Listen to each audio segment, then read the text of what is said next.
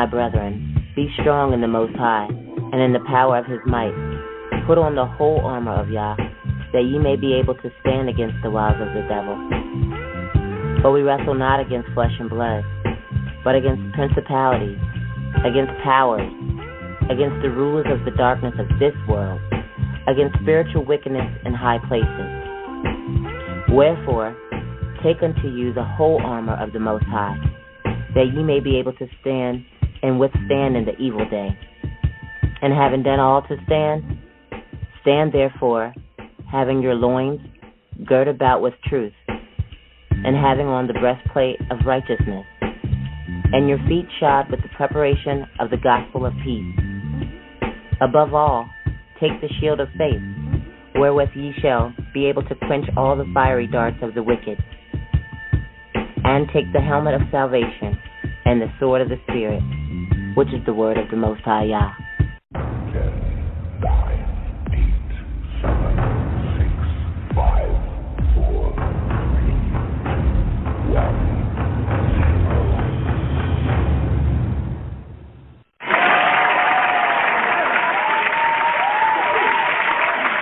Shabbat Shalom to the set-apart family of the Most High Yah. Welcome to another Sword of the Spirit audio biblical teaching broadcast show. We are your hosts, the servants of Yah, and we want to greet you in the name of our Master, Yahushua HaMashiach. We just want to thank you all.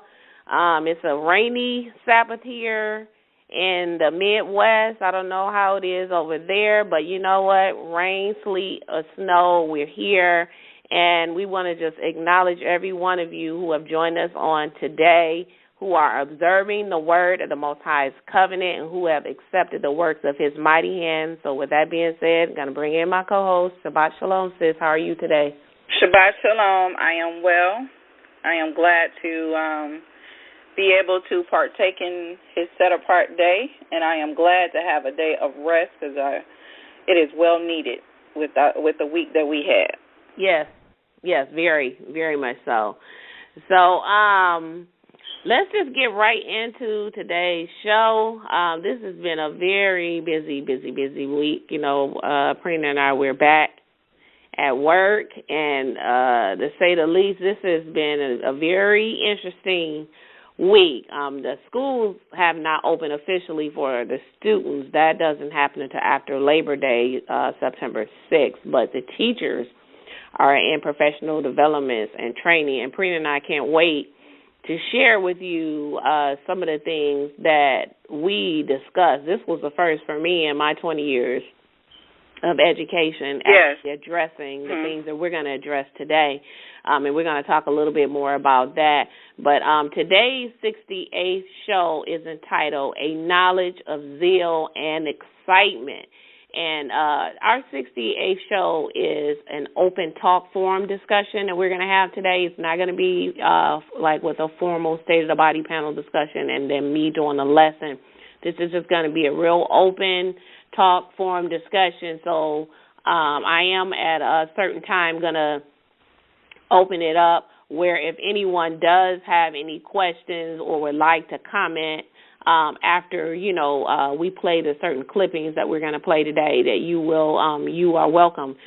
We invite you today to not only listen in with us, but to share your thoughts on today's topic and the knowledge of truth that you have.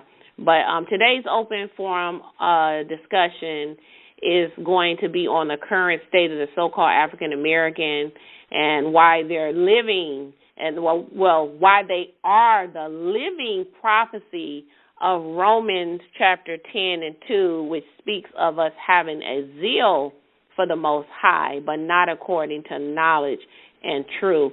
We're going to thoroughly discuss and analyze the post-traumatic slave syndrome book by African-American author Dr. DeGruy Leary, and her research on racial socialization and why black people act the way that they do. And we're going to also revisit, explain, and expose, for many of you, you may have seen it on BET, but Jesse Williams, he's an actor. He gave a speech recently on BET, on the BET Awards, and we want to talk about why his speech drew so much excitement and emotionalism from the so-called African-American community. And this goes back to Romans 10 and 2. We're going to talk about that in a minute. But then we will not only address why the numerous attempts to save a nation of people from not just the physical slavery, but the mental slavery and the oppressions that they have incurred while here in America. We're going to discuss why every attempt has been a complete fail to move these people ahead. And not only that, we're going to reveal the one solution that has been in the scriptures since day one. We have the State of the Body. They have the panel discussions, BET, State of the Current Black, African American. They have vigils, candlelights, Million Man March. It just goes on and on.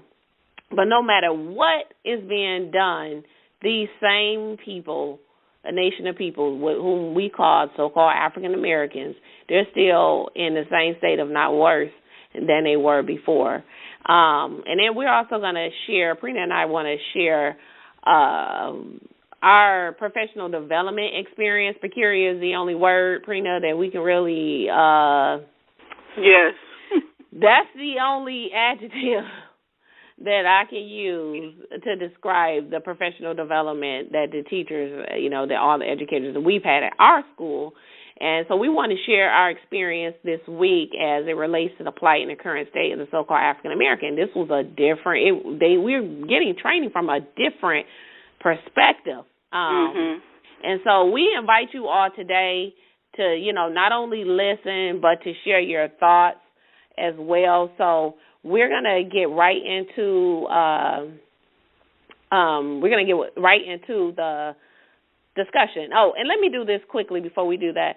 Last week, and I'm doing this now because we're doing this a little bit differently than I normally do, but for those of you who are interested, if you didn't catch last week's 67th show, it was entitled A Bride Without Spot or Blemish, Malachi's Prophecy, and we basically connected the book of Malachi to the prophecy of our coming Messiah, as well as the condition of the bride that is without spot or blemish that he is coming back for. And so it was a really good show. If you missed last week's 67 show, A Bride Without Spot or Blemish, Malachi's Prophecy, you definitely want to check that out because it hit on so many things. We kind of hit on the tithes. What else did we hit on with that? The second coming of our Mashiach, the bride that he's coming back for, the foolish virgin. I mean, it was so many things that was hit on that, the Levitical priesthood. We brought out a lot because Malachi, that book is a very short book, only has 4 chapters in that book, but there's prophecies and there's so many things that's in there that many people do not understand, and many of the pastors use Malachi, especially 3 and 10, to speak of this whole tithe thing and try to bleed people out of their money. And people, they really understood who was really robbing, quote unquote, God. They would be leaving their churches. So we want to, if you want to go back and check that out, we strongly suggest that you do and share with the pastors, ministers, teachers, those who may have some understanding but may not have the full understanding. You never know when you share truth who ears it's going to fall on. There's everyone is not his, but those that are his and they have an ear to hear, they're going to receive it, and his sheep know his voice, and they will receive it. So check that out. So we're going to get right into this open talk forum right after this.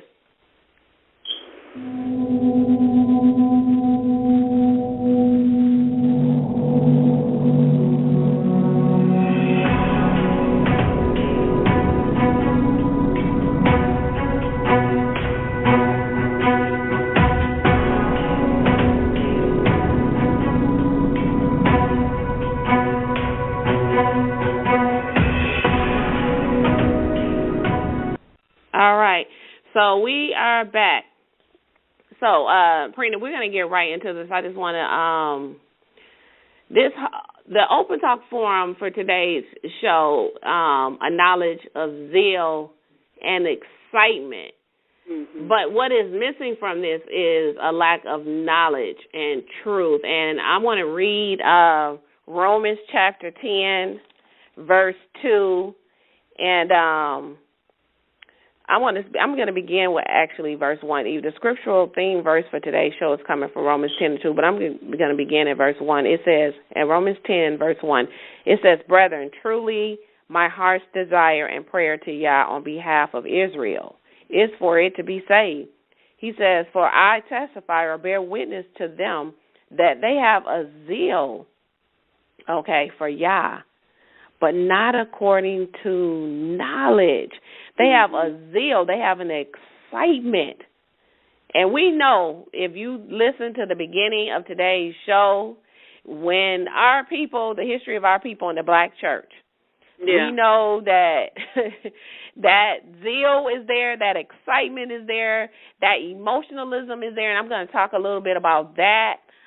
We know all of that is there, but at the end of the day, if you are excited, but you have left the assembly or the church or whatever you want to call it, the gathering, and you have we still have no knowledge.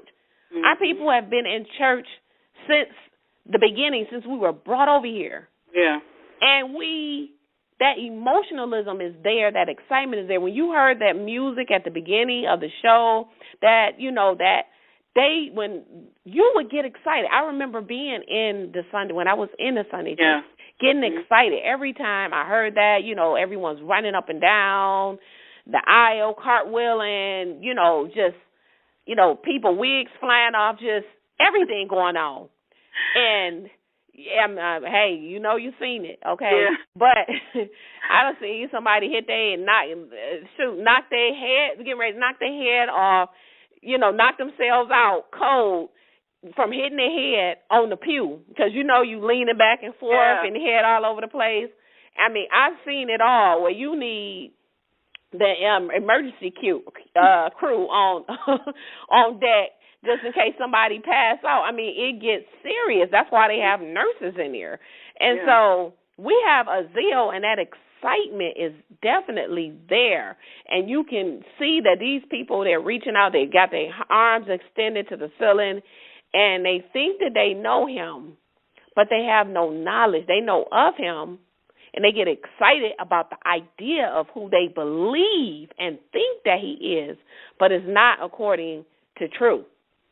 And Proverbs 9 and 10 tells you that knowledge of who Yah is understanding. So they don't have understanding of who he is because they don't know who he is. What they're teaching in the churches today is not knowledge. Okay, they're teaching and they're selling emotionalism. They're selling pipe dreams. They're telling them, okay, you're going to be blessed, and you're going to have this car and this house and that job and that man, and everything's going to be peachy cream and roses, and you don't have to keep no commandments, and the law is done away with, and Jesus don't pay it at all, and you don't have to do nothing from this point. You don't got baptized and you 12 and you saved. But how can there be salvation with no change? Because without change, if there was no need for salvation, there would have been no need for a Messiah to come. Yeah. If the law was done away with, then there would have been no need for him to come, because if there's no law, there's no sin. It tells you in 1 John 3 and 4 that sin is the transgression of the law. That's what sin is. So if there is no sin, then there is no law. There's no law. There's no sin. It's interchangeably, however you want to put it. So if there's no sin, then what did he come for? What did he need to come for if there was no people to save? Because Paul said before the law came, he said he was alive until the law came. And then he said when the law came, that's when he died, because when the commandments came alive, that's when he died. Because then when sin came, that's when everything changed. I mean, when the law came, that's when everything changed, because that's how he was able to differentiate between right from wrong. And so when you're saying that there is no law, then that means that erases sin, And then that also erases the need for a Messiah to come. And so because of this lack of knowledge, you know, Hosea 4 and 6, our people are perishing. And so today we're going to talk about, and we're going to play the clip in a moment. And when we play the clip, we're going to come back, and Prina and I, we can actually discuss it. Okay. But we want to go over, it's a research and an explanatory theory from Dr. Joy Leary. And she wrote an explanatory theory on the post-traumatic slave syndrome. I'm going to get it right today. I've been up all night, so I haven't had a lot of sleep, so you have to bear with me. This has been a very busy week. But she did an explanatory theory on the post-traumatic slave syndrome, and it basically addresses the residual impact of slavery and that it has had on the so-called African American while they're being here in America. She has a culturally based model for dealing with African American children that is now and currently being used in some school systems, and she is a professor of Graduate School of Social Work at Portland State University. So I kind of wanted to give a little brief background history on her before we play the clip. And so when we listen to her explanation on why black people, or the so-called African American, whatever term you want to put on us, this is her research and her explanatory theory on why the so-called black man in America, why is it that the so-called African Americans act the way they do? So we're going to listen to her theory on this, and then Prina and I are going to come back and discuss it further, and then we're going to open up the line. So if anyone wants to add to, then feel welcome to do so. Time to address issues that affect us. So now we're going to welcome to the Abyssinian Baptist Church, where our pastor, Dr. Calvin Obutz III, our sister, Dr. Joy Leary.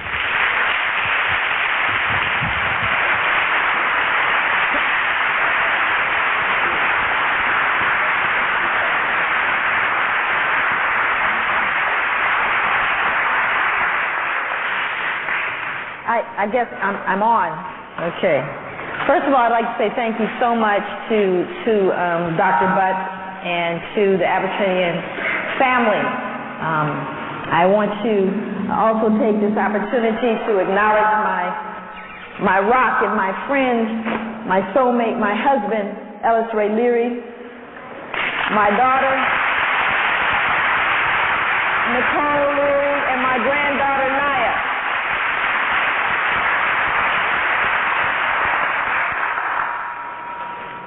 I am honored to be here. I know on whose shoulders I stand, and I know who came before me in this very place, and so I am honored and humbled. I would like to do something I don't ordinarily get a chance to do in most of my arenas where I'm doing this talk. I'd like to say a prayer. And the reason, not that prayer needs a reason, but I think you should know the reason why I want to say a prayer. I think a lot of times when people get up behind mics and they get in front of people, they start thinking it's coming from them. And I'm very careful about making certain that I can get joy out of the way. And we all have an ego. We all have all that stuff going on. And I knew, especially after hearing the wonderful brother introduce me, that I needed to say a prayer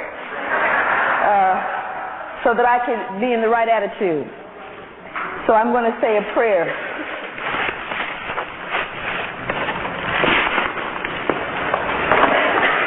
Oh God, make me as a teacher in thy cause. Cause my mouth to utter the wisdom of thy ways. Make me wise, kind, good, and understanding. Give me the courage of thy martyrs, the patience of thy saints, and the knowledge of thy chosen ones. Make me as a fire that will burn through the darkness of man's ignorance, a flag that will fly above his weakness, and a song that will sing and echo through despair. And beloved Father, all I can return for these many gifts is a love so great, it threatens to tear me in two. I love thee from the innermost corners of my love. I beg for the priceless favor of being allowed to serve thee. All that my heart is crying and my words cannot express, I know thou, Heavenly Father, understandest. I can say no more.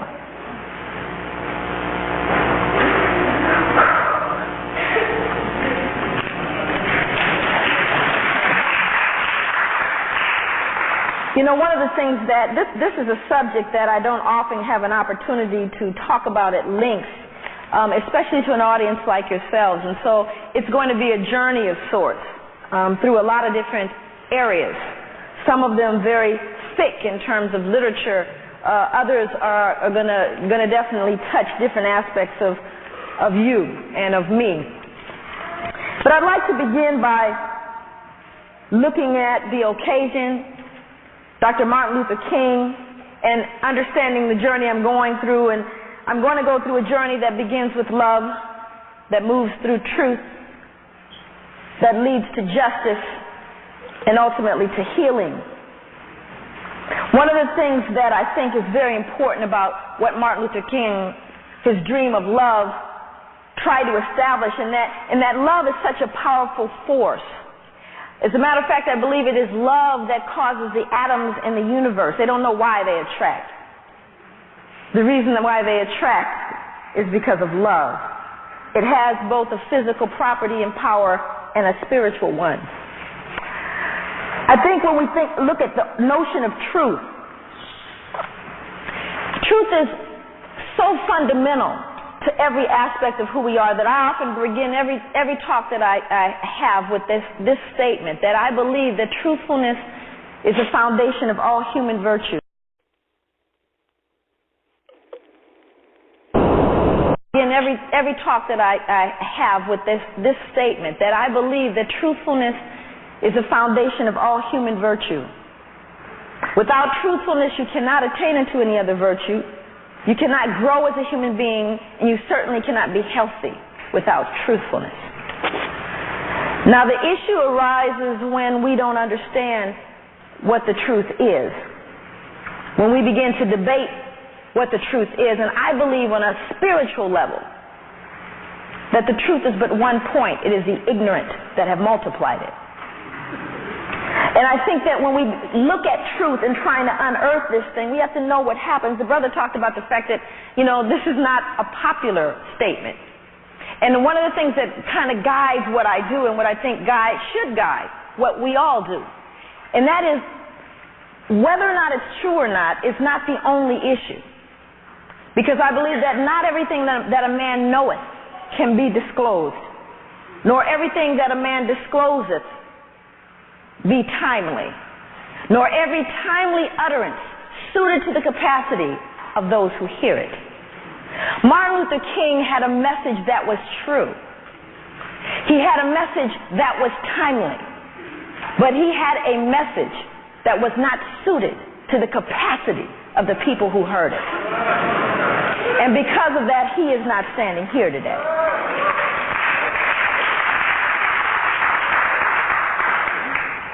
I want to kind of begin with this whole notion of race, because I'm going to take you through kind of a purview about race. And it's going to get from very, very involved, broad, to right up close and personal. So at the end of this, there'll be an opportunity for questions and answers. But I want to talk about the issue of race and who it is that we think that we are as African American people, as people. One of the things that I started to wonder about in this country in particular is how come we seem to continue to have this problem about the issues of race. And the truth of the matter is a big old giant elephant been living with us, walking around a dinner table everywhere we work, big old elephant, and we've not dealt with that elephant. The reason why I know this is because of some of the things that I began to recognize that people do around issues of race that make it real clear that we have pathology around our issues of race. America has a pathology. Let me kind of give you a picture of what I mean by that. I had the opportunity, and I spoke earlier on Friday to a group, and I talked a little bit about my experience in Southern Africa. My sister has moved to Southern Africa, and I traveled there with 8 other African American women in 1994. When I arrived to South Africa, it was really fraught with a lot of difficulties and a lot of hostility. There was still blood on the streets in Johannesburg. So it was a pretty deep time. And one of the things that, I explained to people was that, if you're black and you go into Africa, there's a whole lot of stuff that happens to you. First of all, I tell everybody that when I got to Africa, it was the first time in my life that I felt completely normal being black. I met a sister that was in Botswana. And this sister in Botswana had done her studies in the United States. And she talked about the last year of medical school and how she sent for her daughter.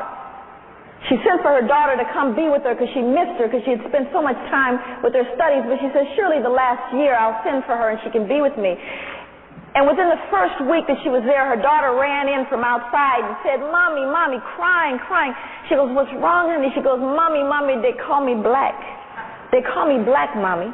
And so this mother kind of looked and went, well, yeah, you are black. So tell me what the problem is. And it was at that moment, she said, that she realized what had happened to African Americans. And she got on the phone, and she called her mother, and she sent her home because she didn't want her to live a day thinking there was something wrong with living in this skin. And I said to this woman from Botswana, the only difference is I had nowhere to send my daughter. So what we have to understand is how we have begun to live in this skin. I tell people often that when I do a lot of talks, of course, at the university, and just so that you can kind of get a picture, Portland was touted as the whitest city in the United States. Okay, so I trained the Federal Bureau of Intelligence. Well, it didn't work, but I trained the FBI and 750 Portland police officers. I trained them, and at that point, after I trained the 750 Portland police officers, I knew there was no one I couldn't train after that. I mean, after all, they had guns. Okay, so my experience in dealing with this issue and working with audiences is dealing with people who are in serious denial about even having a discussion about race.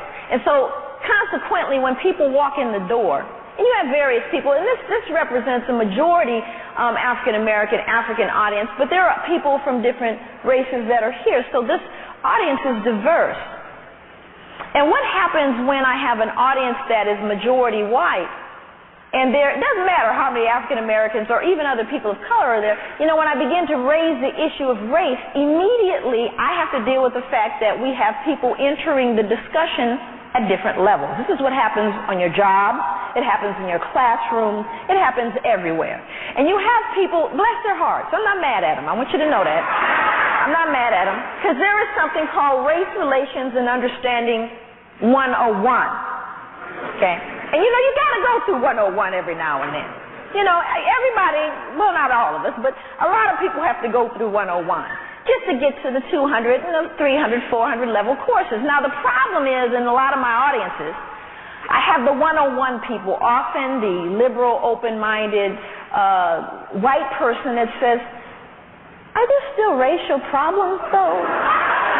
Haven't we really come a long way? And sitting to the left of that person is a black person saying, I want reparations. And my task becomes difficult because I got to keep everybody alive in that room. And the blessing is that, I know that you, as people of color, as African American people, have entered this discussion at the 600 level. There is no need to enter any bastion of education. There's no need for you to read about it. You have lived in the skin, which has afforded you a 600 level knowledge and understanding. And you have entered this room there. And so this is not a 101 course. I also understand that there are, undoubtedly people that, no matter what you do, and they believe me, they come in all hues. Doesn't matter how many workshops, how much literature, how many, educational programs that you can get to them. They're never going to get it. I put these people in the category of those that have to die. Gotta go, gotta go, gotta go. No, nothing's going to help them. And I also respect their right to be here. I'm just not going to spend a lot of time with you. So, with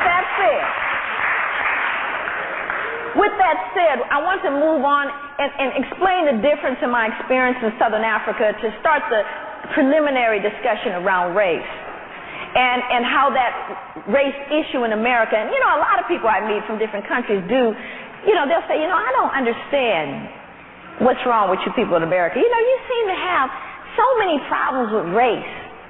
We don't have those problems in our country. And I say, of course not. Ain't nobody there but you. All right, Prina.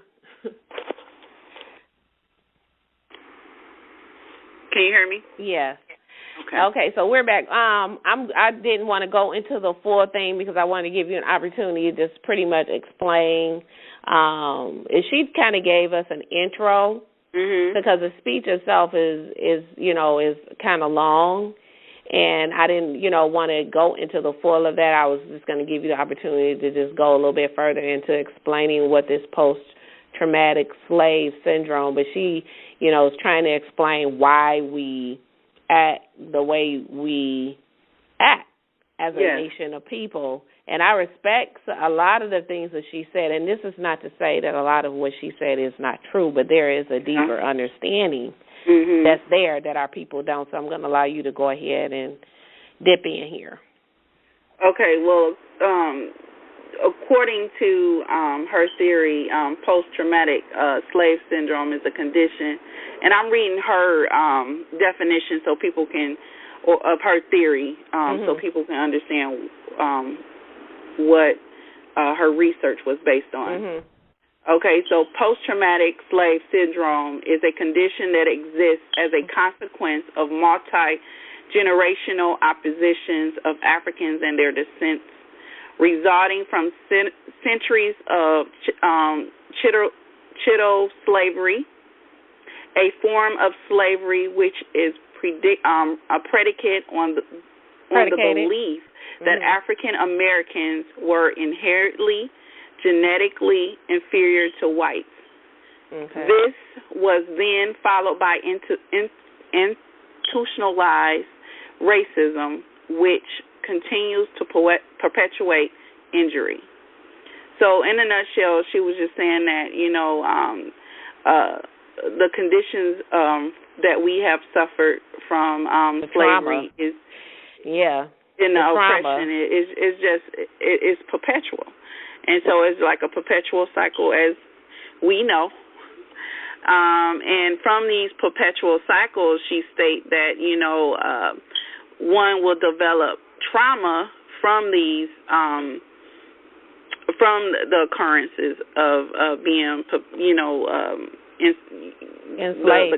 Just the things that we endure as a nation of people. There's going to be trauma that's going to come from that, and we're still suffering. And she was saying that from these traumas, people will either display in their daily lives either hopelessness or depression or violence. These are some of the outcomes that will come from the trauma, and because they haven't dealt with the feelings that they have, and so when you don't deal with a feeling, it comes out in your behavior. So just basically, she was just saying that how we behave and how we approach or accept the racism that we have been dealt with is how we adapt our behaviors in society. In a nutshell. We've had to adapt. We're some of the most adaptable people on the planet. Like she said, you've lived it. We, like she said in the clip, we already on 600 level course. We don't need to do the one-on-one because we are the course itself. We are the people who have experienced it. And so just the effects of the trauma that we suffer. We know that if someone was molested or if someone was raped, a woman that was physically abused, there's trauma that comes from that will affect that woman or that person, for the matter, for the rest of their lives. You're going to have effects from that, and it's going to shape and mold the way that you may interact with a man, per se, if you were molested or if you were raped. You're going to have your perception of men is going to be shaped differently. Yeah. It's not going to be normal. And just the trauma from just the experiences that we as a nation of people, we still think that we're okay.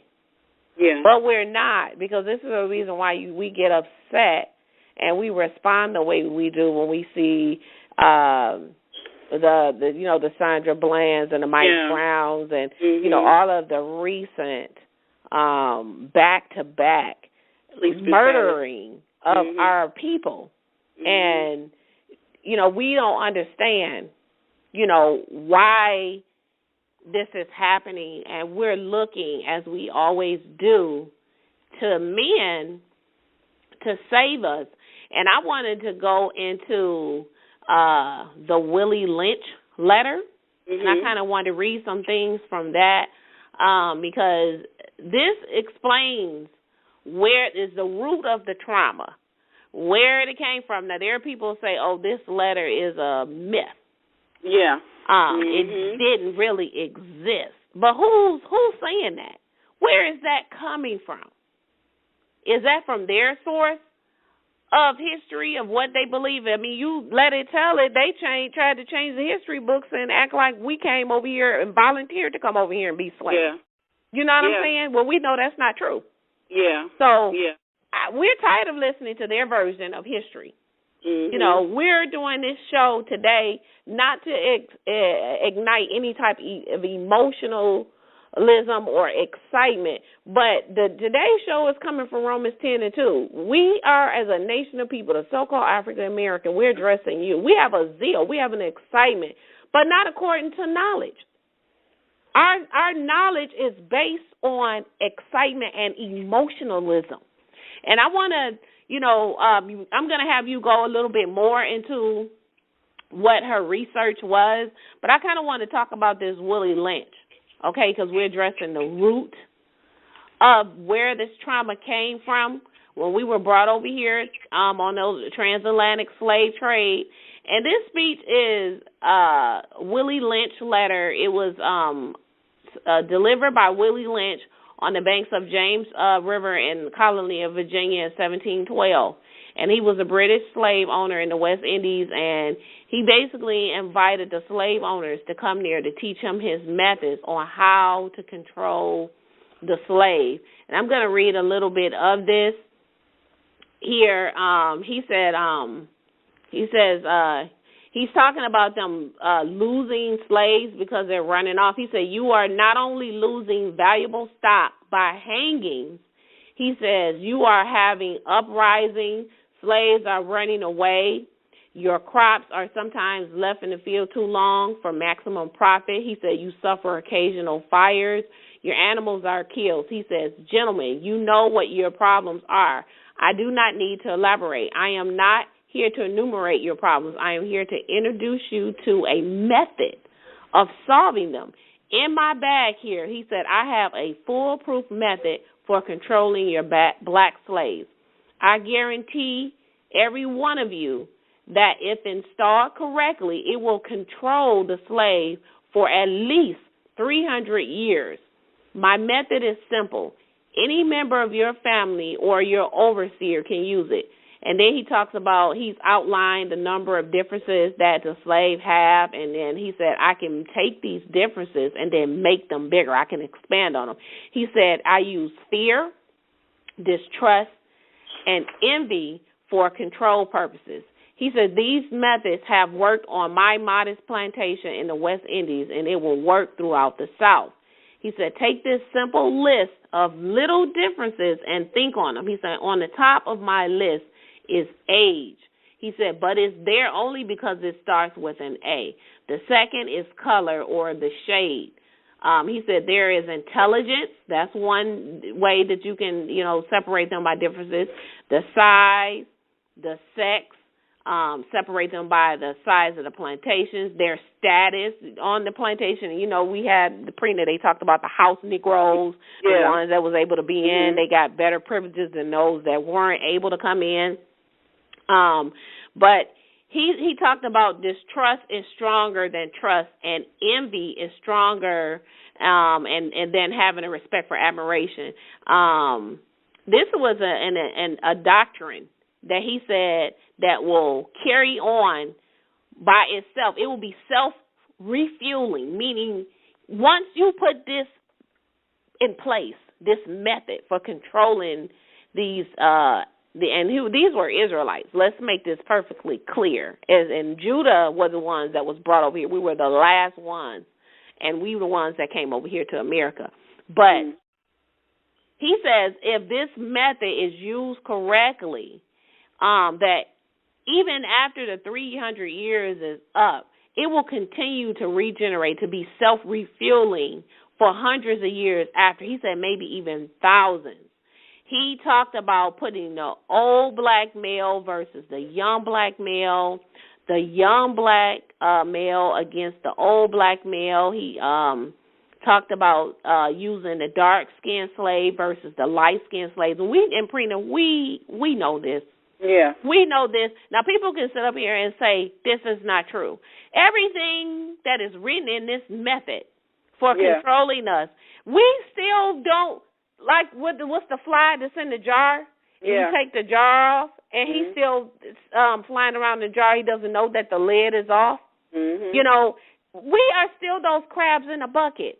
This method that he's using, I'm getting ready to read a little bit more of it, is still going on today. We know the light skin versus the dark skin.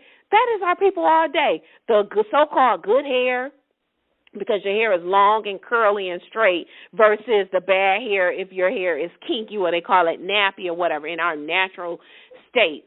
We see this all the time. I hear people say, "Oh, well, you cute." Like people will say, "Oh, somebody cute. Oh, you cute to be dark skinned." I mean, how many times have you heard people say somebody is cute to be dark skinned, or they think because even when they had the sororities, which we shouldn't be a part of it because that's part of the whole branding thing in the first place, and that was another thing to separate us. But they had the if you couldn't be an AKA if you was darker than a brown paper bag.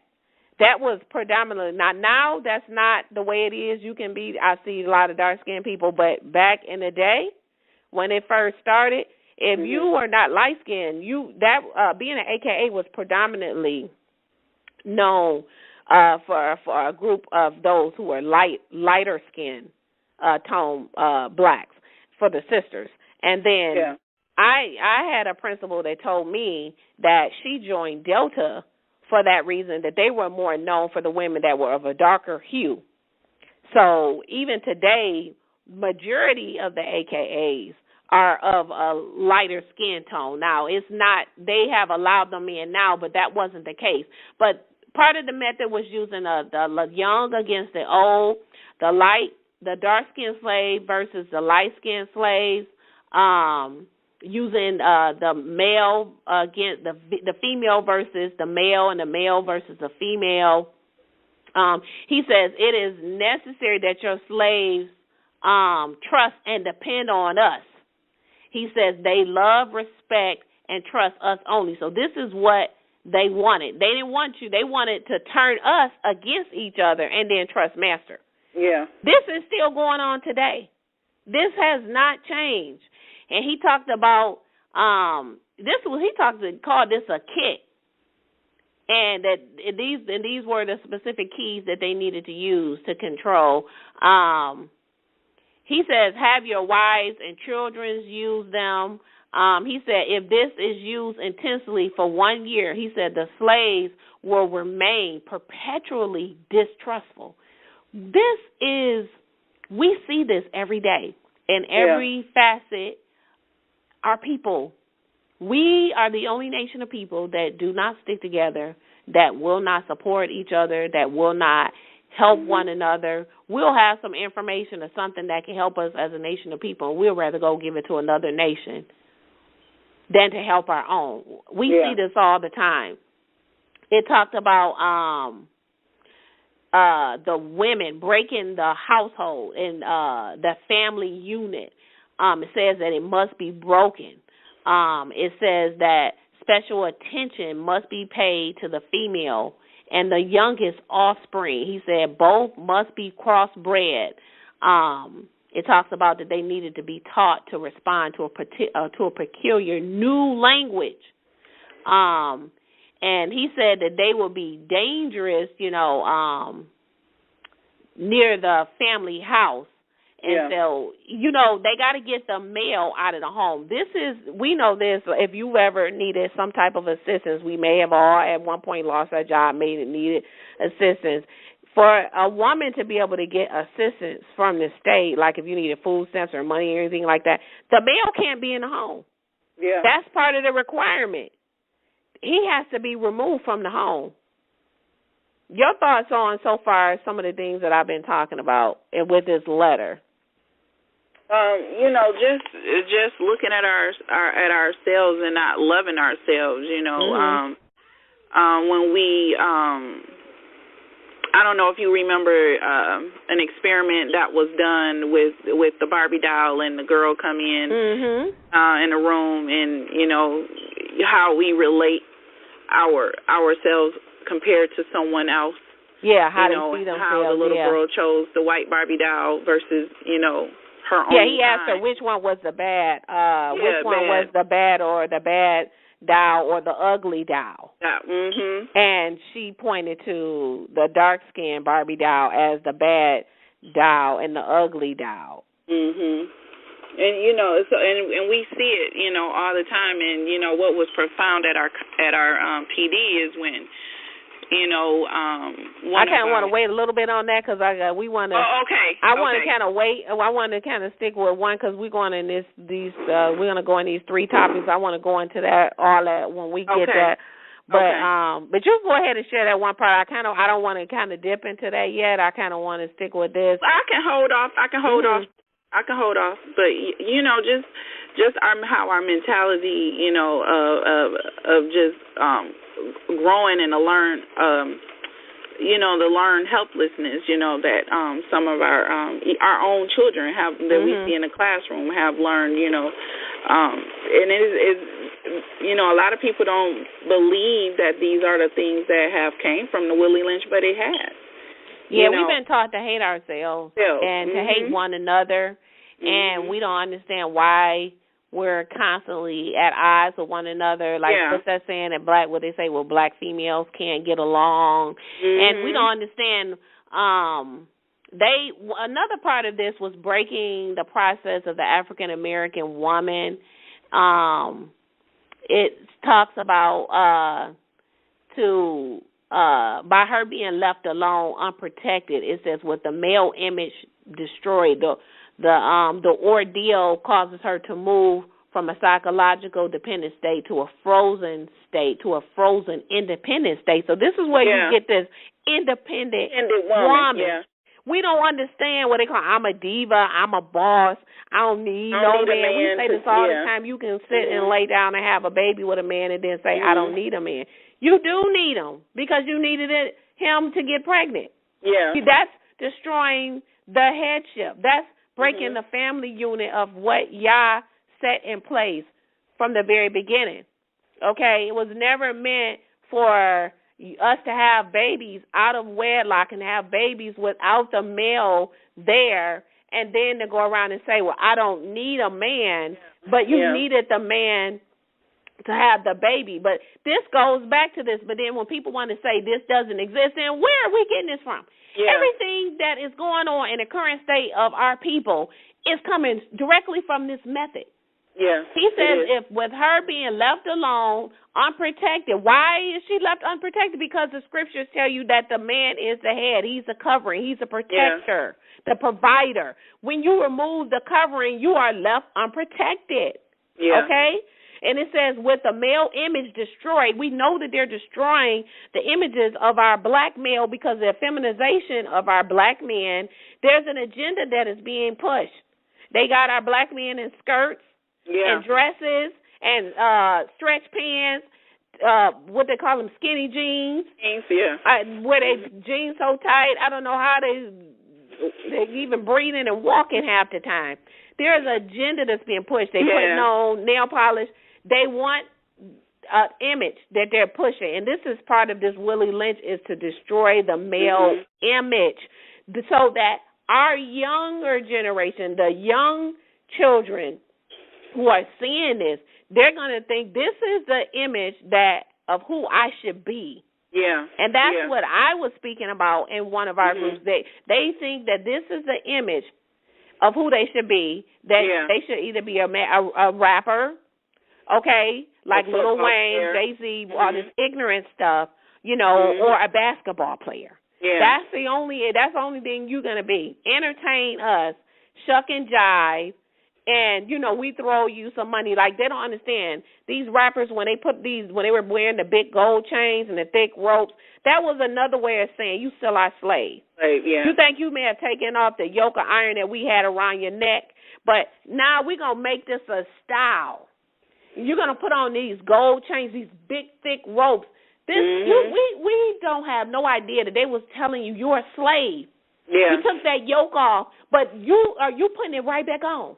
Yeah. You walking around here with this big, thick gold chain on. You still are slave because you're not. These people, a lot of them in entertainment, they going, why are you filing bankrupt and you got number one hit singles selling millions and millions of albums all over the world? But like TLC said, they barely had $30,000 to split between the three of them. Yeah. And they were like the biggest girl group, so hundreds of millions of records, but they didn't even have any money to even buy a car. Yeah. You know what I'm saying? Because you're a slave. You're doing all the work, just like we were when we were in the field picking cotton, doing all the hard manual labor. But then you was giving, what was they feeding us? Giving us pork and giving us all this unclean food that we think that is, giving us the bottom feeder. But this whole thing it says to destroy the male image, and then it will cause her to move from a psychological dependent state on that man to being independent. Okay? And it says she's going to raise her male and female offspring in reverse roles. I'm reading this. It says she will raise, then because she's an independent woman, she's going to raise her male and female offspring in reverse roles.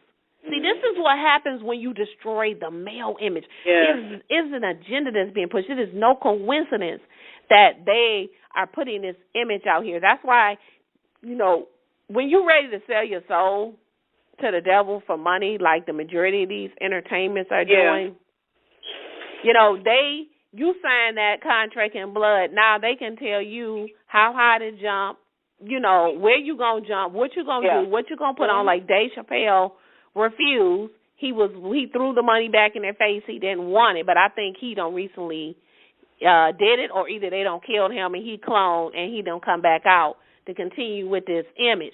But why do you think Eddie Murphy had on a dress and Will Smith had on a dress and Martin Lawrence had on a dress and Tyler Perry had on a dress and what's the comedian? What's that? All right. Kevin Hart. Everyone. And now the latest is this rapper, Young Jock. I just saw something of him yesterday where he got a hairstyle like mine. And I'm like, what in the world is going on? Yeah. But this is coming. I wanted to read this because some of the excerpts from it, I'm not reading the whole thing because it's too long, but I'm pulling out the parts so that you can make the connection.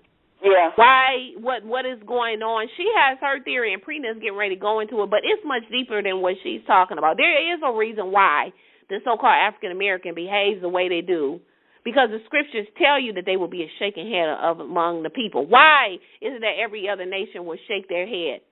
It's because of what was done to us. We're still suffering from the trauma or the traumatic effects of what was done to us in slavery, and we think that this is normal, we take pride and we boast, and this black woman boasts in being a diva or being a boss or being an independent woman or being able to raise your child. Now, if you have to do it, then you as a mother, we're gonna do what we gotta do to take care of our children. But that should not be your goal. You should not be okay. We have black women coming on these reality TV shows, putting out this image that it's okay, to go to a sperm bank and have a child and without the man present because you want a child. You don't want to do it the way that the Most High says it should be done.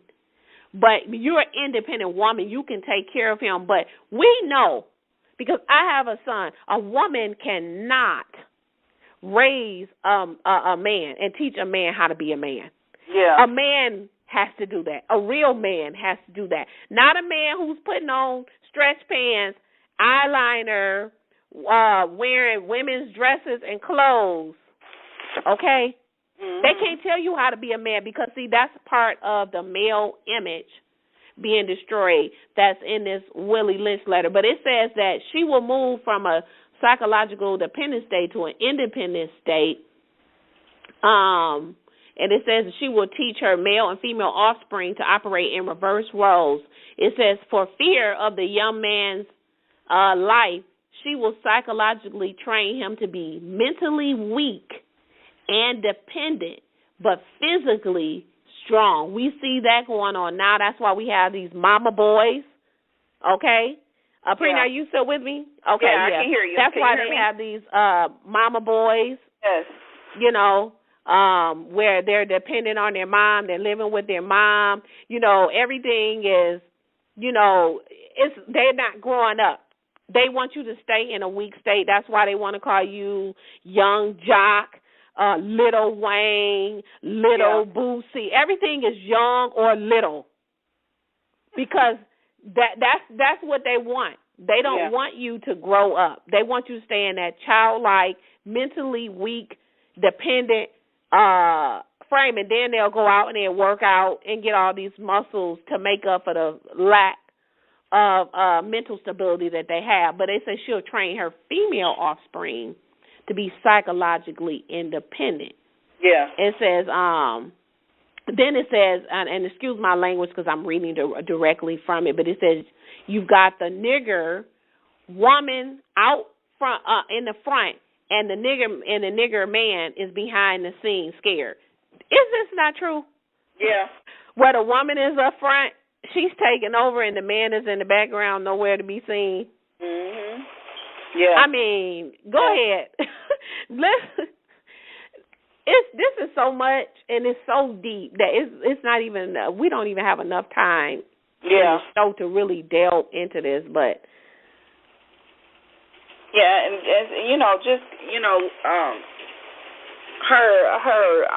her message or her from her research, her goal is to not only bring awareness of how racial socialization and how we have adapted our behaviors, whether positive or negative, to behave in society and achieve a status. She's also trying to, quote unquote, break the chains or bring awareness. But how can that happen? When you yourself don't know who you are. And so, from her theories or research, she was just talking or dived into the quality that we have and how to work to get equality, or to be as equal as the quote unquote white man. And so, in her research, she was saying that when she went into the prisons and when she went in to teach, she said that the systems itself was broken, meaning that they are not teaching a person to heal and to become a better person. It's really drawing them to be more angry and more violent, and so she was trying to educate the masses, or the Caucasians, as well as our own kind, to break the perpetual cycle of how we think of ourselves and the mental slavery and the chains that we have learned over the years. And so she's just trying to bring out that awareness to, like, let's break the cycle and how to deal with our emotions and how to retrain our hopeless. I learned helplessness. I'm not saying, she's not saying that everybody have this, but majority of our students, that when they come into our schools, and she's trying to start with the young child, how to break this cycle of racial socialization, and so we have to learn and to look at I'm trying not to say what I really want to say as far as going into the curses, because I don't know if you are into that yet. Just go ahead. We're dealing with this whole issue because, that's a part of it. Yes. So, it's a part of it. But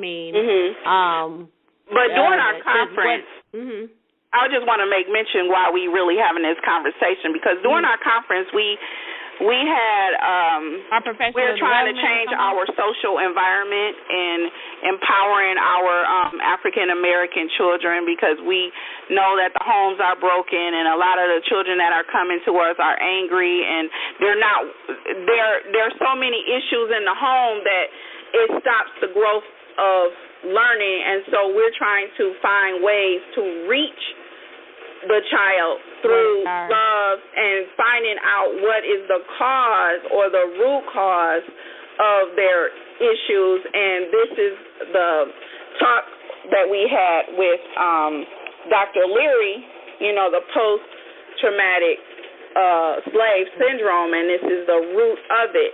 And so let me make mention, this wasn't our conference. This was our professional development. Yes. Yeah, because I want them to think it was a conference. They be thinking we had it. But this was Prina and I we're educators. And so at our school, we had a professional development. We are actually going to be continuing with week 2 of our professional development next week. Yes. But this professional development that we've had was different than any professional development that normally you're training on, the academics of things that they want us, the educational theories of learning. But this time it was a little bit different, and that's what she's speaking on, what we incurred. And we might as well just get right into it, because we're going into it, because we're going back and forth with this. But she's kind of sharing with you, because we're educators and we have a mixed staff, African Americans, we have Latinos, we have Caucasians, we have people, I think one maybe from Nigeria. We have different, it's a plethora of different nations that work at our school. And so because so often in education we have people from different races that come and teach our children, and particularly Caucasian, and they don't know how to deal with our children.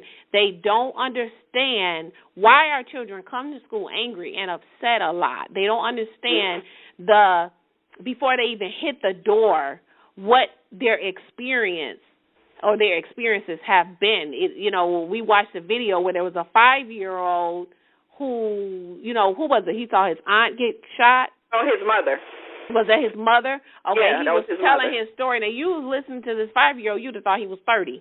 And so this might be a typical. Our principal was basically saying, if this was a typical 5-year-old that was entering kindergarten into our school, you as a Caucasian or someone of another race, how would you be able to deal with this? Because he's not coming as a typical Barney, SpongeBob 5-year-old. He's coming and he has had some real life experiences, and we were being trained on how to deal with our children who are basically still suffering, as we and our forefathers, the post-traumatic slave syndrome. So go ahead, Rena. I just wanted to make that because I don't want yes, thank you, sis. And so the conversation and the goal of our school year theme is to deal with the post-traumatic stress syndrome that we as African Americans have experienced. And what was so profound for me when we were doing because we had different breakout where we talked and discussed, and it was when it was a couple of people saying, okay, we get and we understand the post-traumatic stress, but where do we go from here? Like, how do we deal with the emotions from the post-traumatic stress? Like, what can we do as a community in our school and community, to work in a community to reach those that have been affected by it? And I wanted so bad to just say that the solutions and the ideas that they were, stressing, let's work with the social and emotional, being, showing the kids love day one, building trust, safety in the classroom, that is very important. However, the reason why we keep revisiting how to help this solution is not going to be found in a textbook. And that's what, from research, that's what I wanted to really say. It comes from Deuteronomy 28, our curses, and knowing who the Most High Yah is, and knowing and keeping His covenant. This is when we return back to Him. This is when those curses will ultimately lift. They're looking for solutions outside of the Bible, outside of the Most High Yah. They're not putting Him in the forefront, and that's because they have that zeal and they love Him and they, go to church and they do this and that, but they don't know who He truly is according to Scripture. And they don't. And another thing I want to say is they don't know to even look to Scripture for the answer. Yes. We have been told that's a white man's book. Yeah. They don't understand they're the people, so it doesn't apply to them.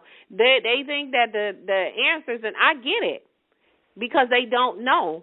They're looking for outside, and that's the reason why we're doing this show, because this is the solution. Why have every attempt that has been made to save a nation of people, no matter what has been done, nothing has happened, it's come to a complete fail? It's because it's not outside the Scripture. You can have all the state of body panels discussions. You can have all of the, candlelight vigils, the kumbayas, the million-man marches. You can continue to do that, but nothing is going to change. And I wanted to read Deuteronomy 28, and I wanted to read, because our people, we made a covenant in Exodus chapter 19, 3 through 8, and we made a covenant that all that Yah has said, everything that He had given to us, His laws, statutes, and judgments, the commandments, that we were going to keep them. And there were stipulations. His love is conditional. There's no such thing as no unconditional love. So we need to get that out. Stop saying that love is unconditional. It's not. Yeah. Because a person can't continue to keep mistreating you and keep saying I love you and not showing you. Love is keeping His commandments. That's His scriptural definition of love. We can't keep telling Yah we love Him and then keep breaking His commandments and think we're going to get in the kingdom. We have a distorted image of what love is. We need to check the scriptures and see what it is. We're in church, we're running up and down the aisle, we're getting emotional, but you don't have any truth. Yeah. He said that if, in Deuteronomy 28, verse 14, He says, you shall not turn away from all the words which I'm commanding you today, to the right or to the left, to go after other gods to serve them. And it shall be, if you will not take heed to listen to the voice of Yah, to do all His commandments and His statutes, which I am commanding you today, He said, even all these curses shall come on you and overtake you. And He begins to talk about all the things that will happen to these people. And He said in verse 46 that this will be a sign on you and your seed forever. This is how you would know that you were the nation of people that made the covenant with Him, that you are the covenant, you are the chosen people of the Most High, because we know that the Israelites stepped away from the commandments. We all know that. But today, no one knows who they are. No. And a lot of people, the people who are in control, they know who we are. And that's why they put us against each other, and we've fallen for a hook, line, and sinker. We should not still be ignorant in 2016 as we were in James 16, 19. As a nation, our people, we love ignorance. No matter how much truth you try to share and take them to the scriptures and show them how they're the people, connect the dots, they don't want it. Yeah. But these curses, some of them, he says you're going to be cursed in the cities. We know that we are the nation of people that are cursed in the cities. We're in the urban cities. Yeah. He said that your children will lie unconscious. If you be in the streets, buck wild. Unconscious means you have no idea of who you are. Yeah. Our people, when you go out on the streets in the night, you see our people. We're the ones that's primarily hanging out on the street corners at night. Unconscious meaning having no idea, of identity and who we are. Our heritage was taken away from us because of our disobedience. And I wanted to read verses. He says here, verse 37. I'm in Deuteronomy 28, verse 37. He says that you shall be an astonishment, a proverb, a byword among all the people where Yah shall lead you. Okay, what are our nicknames? What are some of the proverbs and nicknames? Yeah. Nigger, cool, color, and so is African American. How can you be an African and an American? That's two different continents. Yeah. We're in we live over here in America because this is where we were brought over here. We didn't voluntarily come over here, but who were we before we came over here? You can go back and listen to our earlier shows on who is the so-called African American. Our first two shows will tell you the truth of who we are. But he says that a nation, in verse 49, will rise against you from afar, from the ends of the earth, as the eagles flies, a nation whose tongue you will not understand. This is prophecy right here in Deuteronomy 28, verse 49, that America, that is our symbol. Yeah. He said a nation fierce of face who will not regard the person of age nor show favor to the young. We see this now. Our youth are getting shot down in the street. One thing that I want to bring out, because he talks about the sickness that we will have and that all the sicknesses that we brought on us in verse 61. Okay, we have the highest rate in all the diseases. We know this. He told us that you will come down very low, and they will come up very high. That we will be on the bottom. Yeah. Okay, we are the nation of people that are on the bottom. We are the nation of people that have to borrow. Okay, we're never the ones that are lending, but we're always the ones that are borrowing. Just like he said. Yeah. Nothing has changed. And I want to read. I'm going to begin here. With verse, I'm going to read verse 63. It says, it shall be as Yah rejoice over you to do good and to multiply you, so Yah shall rejoice over you to destroy you and to lay you waste. And you shall be plucked from the land you are going to possess. So we were plucked from Israel. We were brought over here. He says in verse 64, Deuteronomy 28:64, and Yah shall scatter you among all people from one end of the earth to the other. You shall serve other gods there of wood and stone, which you have not known, nor your fathers. The God of wood and stone is Christianity, the wood with the cross, okay, and stone with the Kabbalah or the Islam. Yeah. Okay? We have, these are the two major religions, Islam and Christianity. We were not Christians, we were not Islam, we were not Muslim, we were not any of these before we came over here. Yeah. We didn't have a religion. We just kept the word. That's it. He says in verse 65, among these nations you shall find no ease, nor shall the sole of your foot have rest. Yah shall give you there a trembling heart, a failing of eyes, a sorrow of mind. Your life shall be in doubt before you, and you shall fear day and night. You shall have no assurance of your life. If this is not the so-called African American, who is it? What other nation of people do you know that have no ease? They don't have no rest. Who else do you know they got a fear for their life? Yeah. Day and night. Isn't this part of what she calls racial socialization, where we have to be we have to teach our children, especially our young black males, how to deal with the police, how to deal when you go out into society so you don't get killed. Oh, don't put a hood on. If you put a hood on, because they fear us. Yeah. Because they fear us. One thing they fear is us waking up. Yeah. So that's why they got these people that they're paying to come out here to make those who are Israelites, because we are. This is not a religion. Being a Hebrew Israelite is not a religion. That's the nation we come from. We are Hebrews, but we are Israel. We are the Israelites. That's who we were before we were brought over here on slave ships. And I'm getting ready to tell you. In verse 67, it says, in the morning you shall say, oh, I wish it was evening. And in the evening you shall say, oh, I wish it was morning. Why? He says, for the fear of your heart which you shall fear, and for the sight of your eyes which you shall see. He says, and Yah shall bring you into Egypt again with ships. Okay? He says, by way which I said to you, you shall never see it again, and you shall be sold to your enemies there for male slaves and slave girls, and there should be no buyer. Now, this is a prophecy of us going into slavery. If you go back and you read Genesis chapter 15 and you read verse 13, this is the precept to Deuteronomy 28. Right here.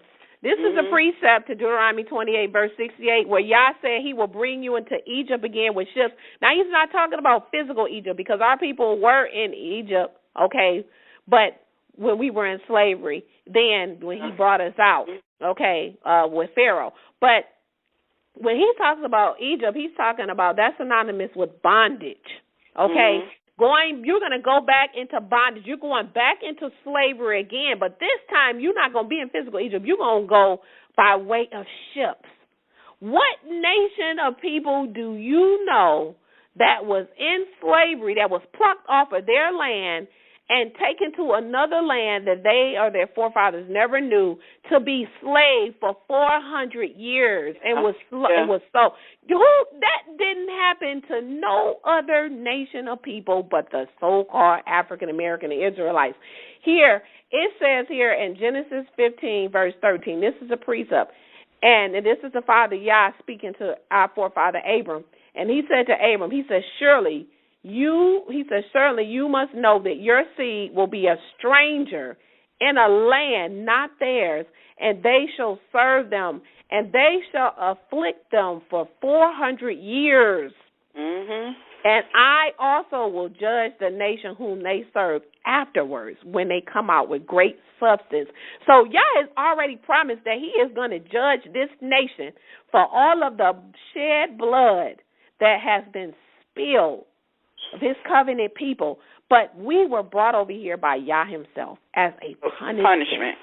Because we stepped away from his covenant. We made the covenant in Exodus 19:3-8 when we agreed that we would do all that he said.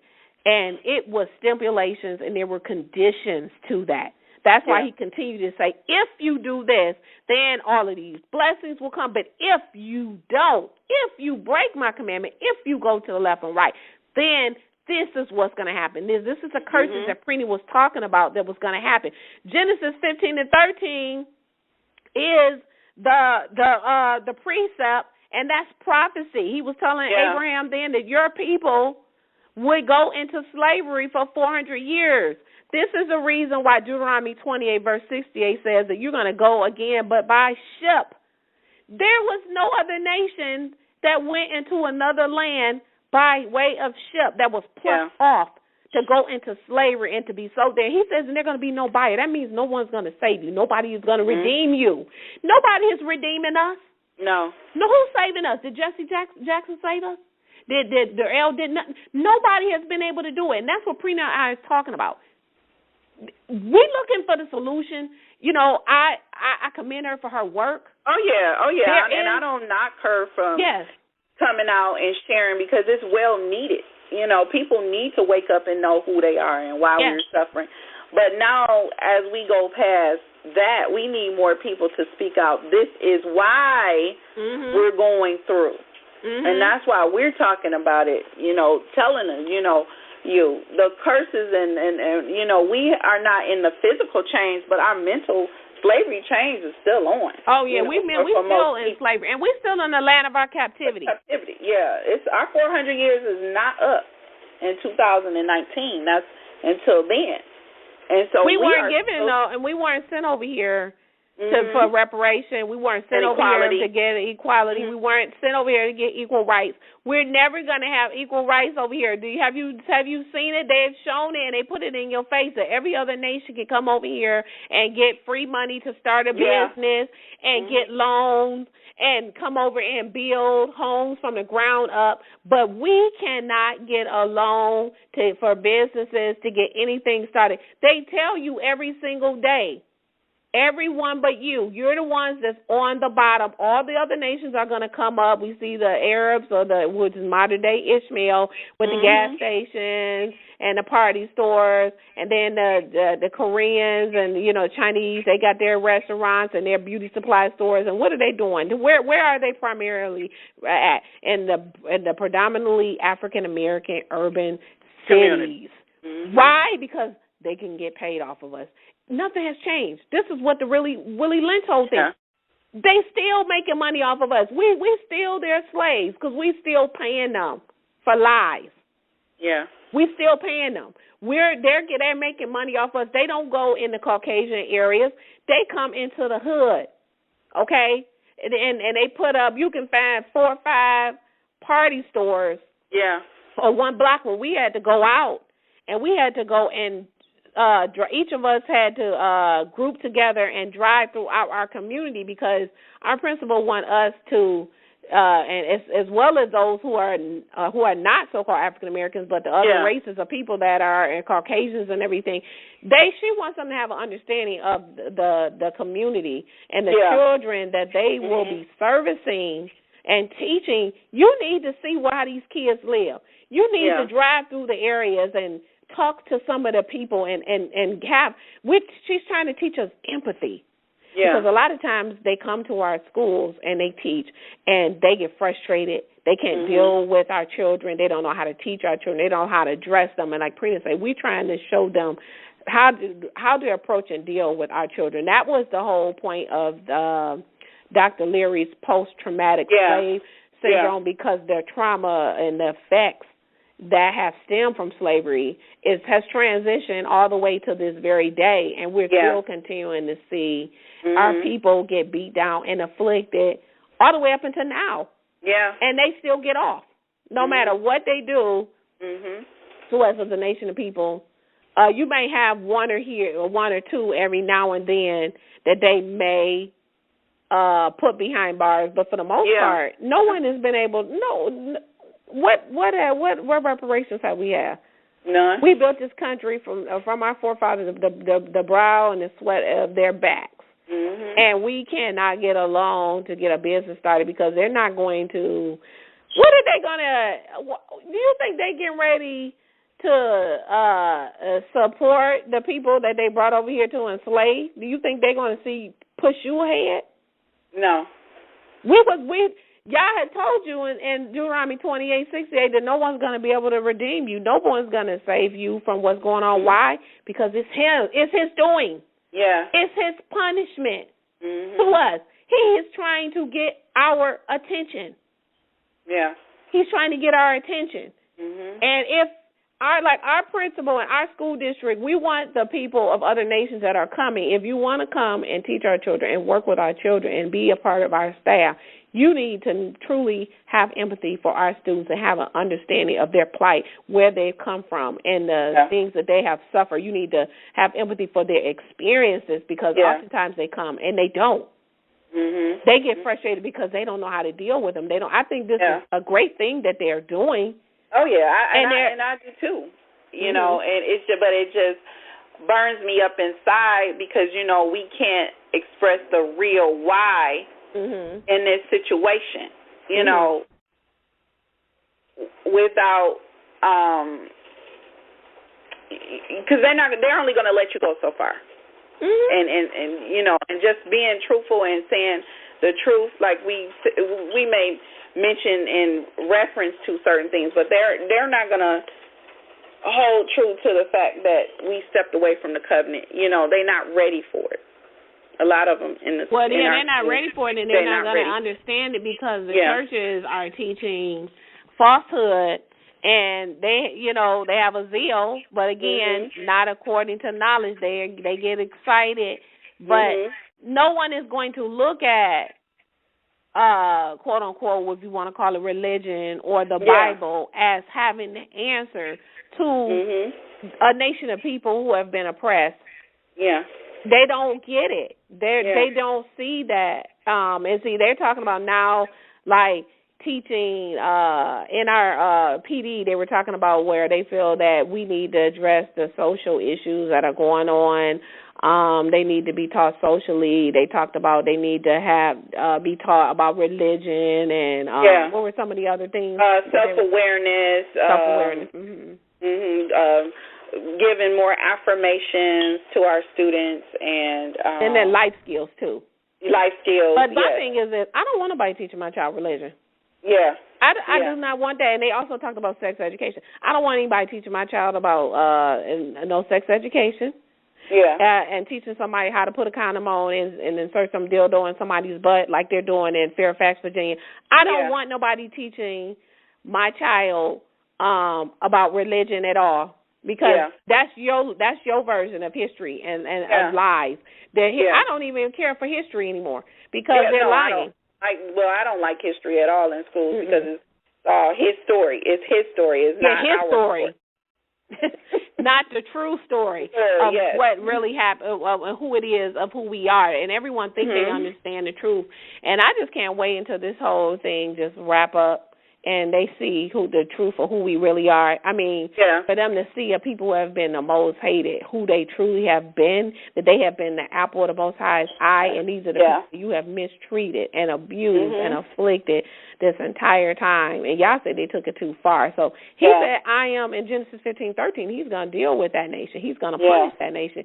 So punishment is coming. It's not getting ready to be we are kumbaya, hold hands. See, we don't want to talk about the real of what's going to happen after the fact. We want to think that everybody getting ready to be grafted in. That's not the scriptures. Learn who the Israelite, who are the Israelite strangers?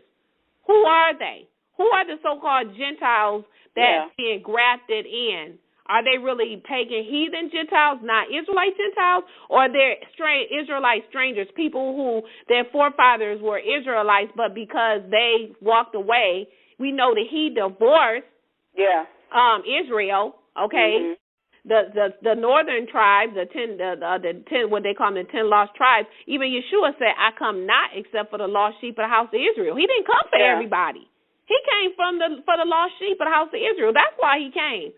I like the fairy tale story that they like to tell you, but the truth is the truth. We are a special people, and we don't know it. That's why they want us to stay in this docile state and continue to come to them for our knowledge of who we are and knowledge of what is truth and knowledge of what is real history.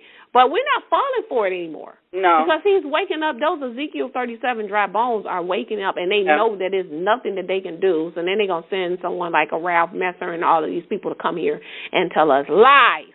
Yeah. And tell us that we're Gentiles, and this is what they're teaching in the church. We're not. We're the chosen people of the Bible. And we have to return back to the covenant. That's the answer. Yeah, that's it. Until we repent of our sins and confess them and turn away from this foolishness that they call church, and return back to keeping his Sabbath, his laws, statutes, and judgments, put down the pork, shrimp, crab, and lobster, stop celebrating these wicked holidays and birthdays, and let go of all these pagan gods and serve the true power and creator of heaven and earth. Yah is not going to listen to us. Yeah. He's not. Yeah. He's going to allow them to keep spanking us like what's going on in New Orleans. That's why the land is vomiting the people out. And over in Italy, too. Yes, the land is vomiting them out. Once sin reaches a certain level, it's like, okay, the land gets sick. You can only eat so much bad food and poison before it eventually affects you, and then now you got to vomit it out because it's too much. Mm-hmm. That's what the land is doing now in New Orleans again. It's vomiting them out, just like it did with Hurricane Katrina. I was shown the vision a week before it happened, and y'all showed me why he was doing it, because they were a bit disobedient. Yeah. And so we don't want to listen, but every time something happened, then we want to blame, oh, where's God? He wasn't here. Oh, he loved, oh, woe is me. But we don't want to be obedient. Or another one, we got to come together as a nation. But you don't want to come together to seek the Most High, Yeah, I'm not trying to come together just to be come together with some fools and don't have a clue. Yeah. You know what I'm saying? Yeah. You have anything else you want to talk about as far as her post-traumatic? Because there was something else that was there. What was her experience? Where did she go? Because it was South Africa she went. Mm-hmm. And she and in her research, in the video she was saying that she saw that, apartheid was, with blood spilling, so she can see the after effects of the apartheid. But however, I think in her research, she was talking about that South Africa started to move away from the apartheid and and so they're now sort of to say they're becoming not equal, but I'm trying to think of a word that will fit. But she was saying that it's not as racism over in South Africa is not as like racism in America, where you can see it and you can see the distinction between the different groups. Mm-hmm. And so we had a conversation at our table, and one of our coworkers said that she had did a study abroad, and she had went over to Africa, and she said that she disagreed with Dr. Leary. Dr. Leary in her research, because when she went over there, the people talked about it, and she can see the segregation that we experiences also in America. So we were talking about the validity of her research, and like who did she get some of her research from?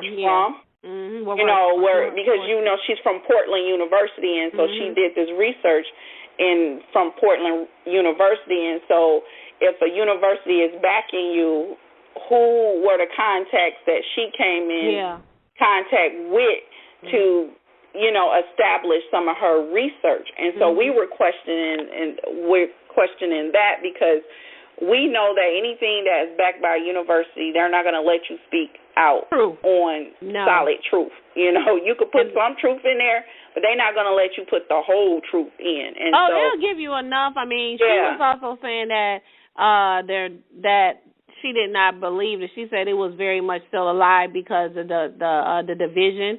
Because she said even though Africa is 80% of Africans, only they were not the ones that were getting the jobs. It was the Caucasians that was living there that were getting all the jobs and were still getting ahead. So even if we're the majority, we're still the minority. Yeah. That's supposed to be our land, but still they're still not getting it. They're still the ones who are not getting the jobs. So there's still that racial inequality that's still going on. And, we talked about that in our group because, the student support, I work in a different department. I'm not a classroom teacher. Prina's a classroom teacher. I'm a reading specialist. And so in our department with the special education and the interventionists and some of the paraprofessionals, we had a different type of, but it's still the same topic, but we talked about racial equality, and we listened to this speaker. I can't remember his name, but he talked about how our children are not educated and they're not given the same advantages as the children who are living in the suburban areas. And I know that because I live in a suburban area, and the school where my son goes is predominantly Caucasian, but there's like a mix of melting pot of everyone there. Yeah. But the resources and the things that they have, even from the quality of the food. I mean, they have name brand restaurant food there, whereas you come to our schools and you see the type of food they're serving our kids. It's not from even a can. It's nothing I would even serve my animal. Yeah, it's I from would a can never in an urban area have my child. I don't care. But a lot of them, they have no other choice because most of our schools are in the urban cities. The children come from an economically challenged environment, and a lot of them go home, and their reality is lunch at school is all I'm going to get. Breakfast at school is all I'm going to get for the day. So I got to make the most of it. I mean, we have sometimes children, and you've had pregnant students who be like, can I get more lunch? And they're stuffing this in their, in their jackets, in their bag, because they know that's going to be dinner for later on. That muffin for breakfast and that milk, that's all they're going to have for dinner. Yeah, yeah. This is what the reality of what's happening, but it's a reason why is this happening? Why are we on the bottom? Why are our children not learning and getting the same equality? In our group, we talked about, I said that the playing field is not level. Yeah. We don't have the same resources that are available to us as you would when you go in the suburban district. It's just not the same. And in the video, he talked about not being able to attract teachers. We're not going to be able to attract teachers, some really good teachers. Yeah. You're going to get the bottom of the barrel that come into the urban cities. You know what I'm saying? You're not going to get the creme de la creme because they're not going to pay. Yeah. See, there's a disparity even within the pay scale from a public school district and an urban school, for example, like a DPS, Detroit Public School, versus if you're going to a West Bloomfield Hills or Canton. Yeah. It's completely different. There are teachers there that are making six figures in the classroom. Yeah. Then you come to DPS and they want to start you off at $38,000, $40,000, $43,000. Yeah. It's not you are, and then in Detroit Public Schools, and they got 50 kids in the classroom. Yeah. You know what I'm saying? Who in the world want to teach with 50 kids in the classroom for $45,000? Yeah. No lack of technology. Yeah, no technology. Yeah. Because I used to work at the Detroit Public Schools before I quit. Ceiling falling, no tiles, rats and roaches running across the children's feet. Brown water coming out of the water faucet like the Flint. I mean, who would want to work in these kind of conditions in the wintertime? No heat, kids. Literally, I've been in schools, in Detroit Public Schools, where the kids are sitting in the classroom. You know how when you go outside and you can see your breath because it's so cold. This is how it was, and when I went in a particular third grade classroom in Detroit Public Schools, I won't say the name of the school, but I went in there. All the kids, including the teacher, had their coats, muffins. Not muffins, but mittens, and hats on, and they're talking, and I'm seeing their breath in the air, and how in the world can you effectively teach? What child is thinking about what their teacher is? You at that moment, you are Charlie Brown's mother, because if I'm freezing, I went in there because I was going in there pushing in, and my feet, I had to leave because my feet was cold. I'm like, I need to go get my jacket to come inside the classroom. Now, mind you, this classroom, it was colder in her classroom than it was in the hall. Wow. So this is the reality, but like Trina and I say, why is this happening? Why is this happening?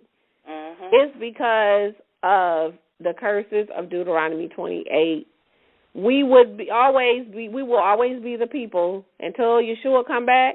Yeah. So because there's I've not seen one. We're coming back. There are many of us, a remnant, who are returning back. Oh yeah. Who have put away mystery Babylon's ways and the horror of Revelation 17 and 18. Who have put down and put away the celebration of all of these pagan deities and these gods. We stopped celebrating the holidays and the birthdays, and we put down the pork and shrimp and crab and lobster and all these bottom feeder foods. It was never food. We returned repented of our sins and returned back to the covenant, and we are keeping his commandments and keeping his Sabbath, which is so important because it is his covenant sign. It is the mark. Sunday worship is the mark of the beast, okay? Do your research. But, you know, he never made Sunday his day of worship. That Sabbath was never changed. Every day is not a Sabbath, and you can't pick a day when he's giving you a day. He said the seventh day. And it's a test commandment to see if you're going to serve him or not. Yes, because that's the hardest one. Everybody can say, oh, I know I'm not going to kill. I know not to commit adultery. Oh, I know. But then as soon as you get to the Sabbath, oh, that was for the Jews. Okay, well, how's everything else for us, but that was for the Jews, you know, when we get to the Sabbath. Like, he picked that one out. I don't remember in the quotations after that say this is for the Jews. Right. I don't see anything to say that. But that's what we talked about in our group when we've been our professional development has been peculiar, and we call it peculiar because I have never attended a professional development where we're being taught to have empathy for a nation of people who are suffering from the trauma of what was done to us in slavery. And so what they want everyone, especially those who are not African Americans, and I keep saying that, but we know we're Israelites, you know, the Caucasian and other nations who come to have a true, sincere understanding and to show empathy, you know, because a lot of people don't understand why are they, you know, they always say, well, why is a black woman always mad? She's always mad. She always got attitude. Why are the kids that come to school, they're angry? You know why we mad? Because we are tired of raising our children by ourselves. We tired of these men sitting up having babies with us and leaving us.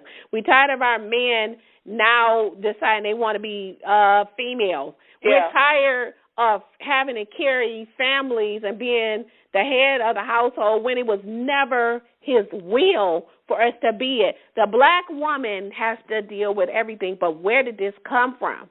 Yeah. That's why I read this Willie Lynch letter. For people talking about that was a fictitious letter, it never existed, I don't know how you could say that.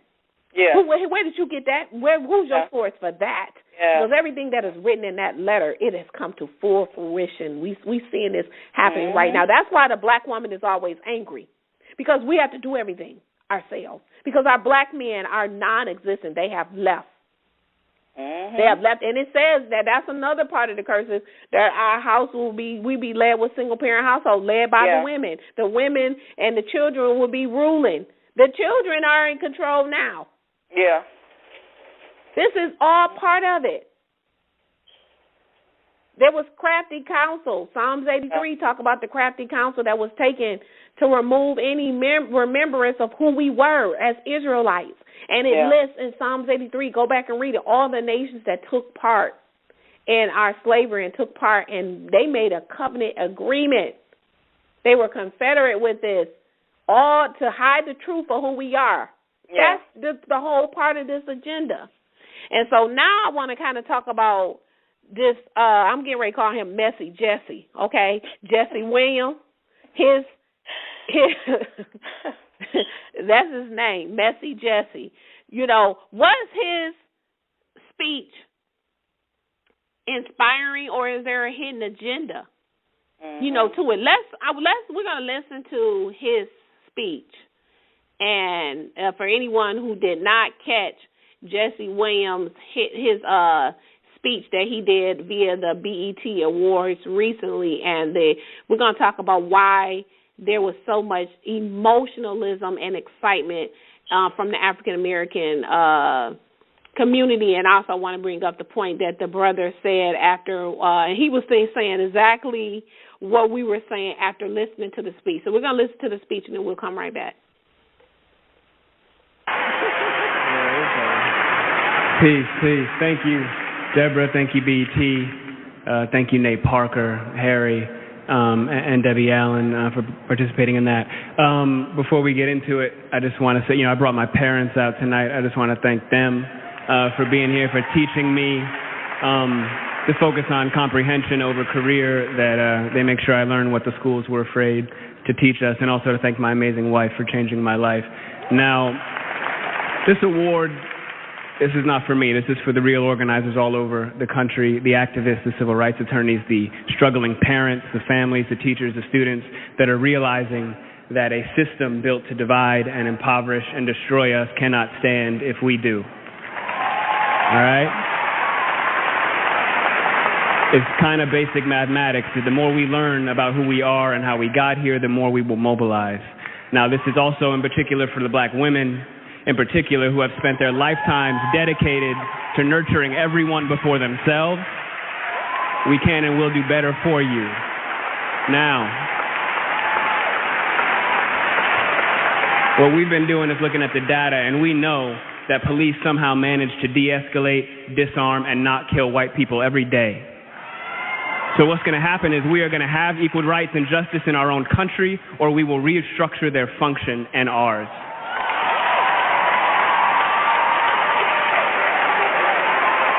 Now,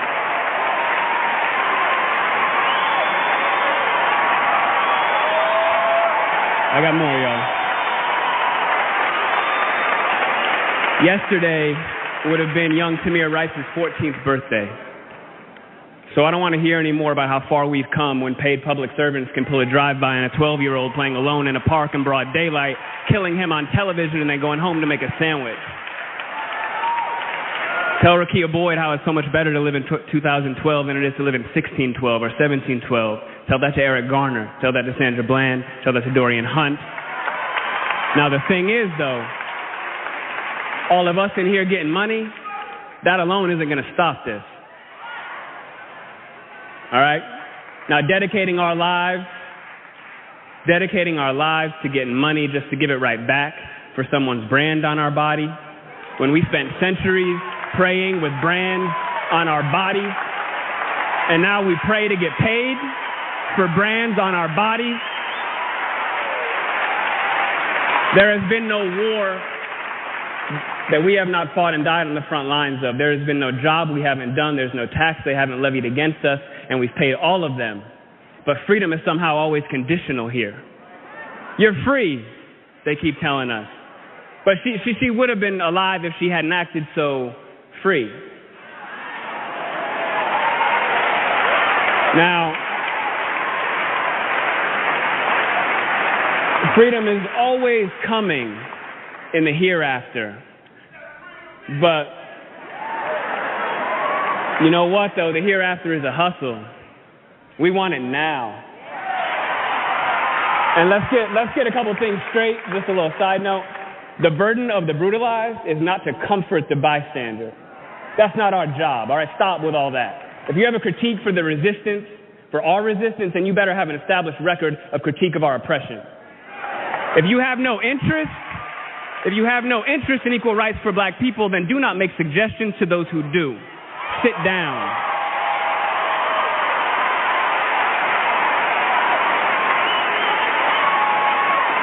We've been floating this country on credit for centuries, yo. And we're done watching and waiting while this invention called whiteness uses and abuses us, burying black people out of sight and out of mind while extracting our culture, our dollars, our entertainment like oil, black gold, ghettoizing and demeaning our creations, then stealing them, gentrifying our genius, and then trying us on like costumes before discarding our bodies like rinds of strange fruit. The thing is that just because we're magic doesn't mean we're not real. Thank you.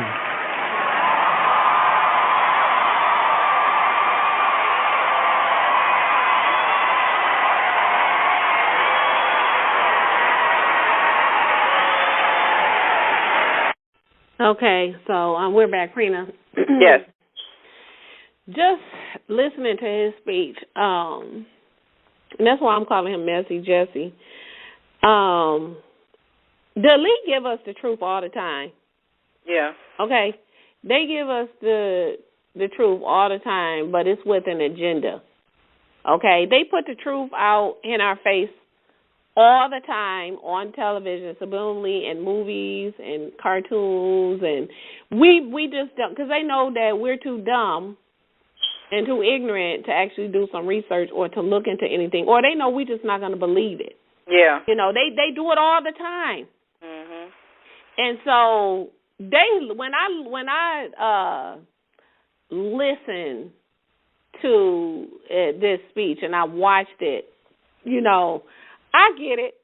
It's just like in church, pastor standing up there saying something, and then you like, yeah, preach, run up down, all the emotionalism. They love to pull on the heartstrings of our people using emotionalism. And this is what they're doing in church. And he was very strategic with his speech. I'm almost sure 9 times out of 10 that he probably rehearsed that and had it memorized before he put it up here. Again, they love to pull on the heartstrings of our people because they use emotionalism because they know that that's who we are and they know how we operate. They know first of all, they know who we are. They know we're the people, chosen people, and they know how we operate more than we do. Our people love operating on emotionalism. And that's why today's show is coming from Romans 10:2, having a zeal but not according to knowledge. And that's why he says, my people perish for lack of knowledge. And so we got to be careful of what they calling him an activist, but we have to be careful of what we call as, an activist, because what I saw when I was watching it was acting. He is an actor, a well-known actor. I think Greg's Anatomy, the show he was on. And this is not to say that he wasn't telling the truth, because I get it. I was like, wow, this was a good speech. But we have to realize a deeper hidden agenda behind his speech. Yeah. He was put out there to do that.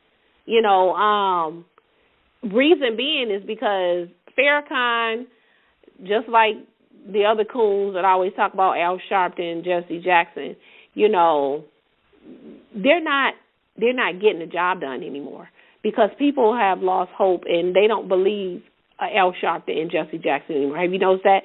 Now when situations happen, I have not seen any recent clippings of Al Sharpton or Jesse Jackson showing up on the scene like they used to. You remember back in the day, every time something happened, someone got shot, then you would see Jesse Jackson or Al Sharpton cool behind coming up. We haven't seen that as of lately. Yeah. It's like he's a new face. They got someone they consider, attractive. He's mixed, first of all. He's not all black, but they got someone that they feel will be more acceptable. He's younger or whatever and more appealing than, say, an Al Sharpton or Jesse Jackson. They're not useful anymore when it comes to pushing this agenda to keep us in this. And first of all, when I say they using him, he's like they had to get some new blood. Yeah. Okay, that's what I mean. They had to get some new blood because Al Sharpton and Jesse Jackson and even Farrakhan lying behind, they no longer have the same effect on our people anymore as they used to when they come on the scene. So they had to get some new blood. That's where Jesse Williams come in, and they know that we're, as a nation of people, so-called African Americans, we're so gullible that they can convince us of anything, because we don't know who we are. Yeah, they can convince us of anything. Words, we hook. What'd you say? Just say some powerful words. Yeah, flattery, Yeah, come with the flattery words, He got up there, and I get it. If I wasn't the truth, I'd have been like, yes, you know what I'm saying? But I know when I'm looking at it, I'm looking at an actor. I'm looking at it because I have spiritual discernment as someone who was either paid or put out here, because he's a part of the agenda in the industry to put this out here to get us hyped up. Yeah. Because one of the things he mentioned in there is like basically we sick of talking. Yeah.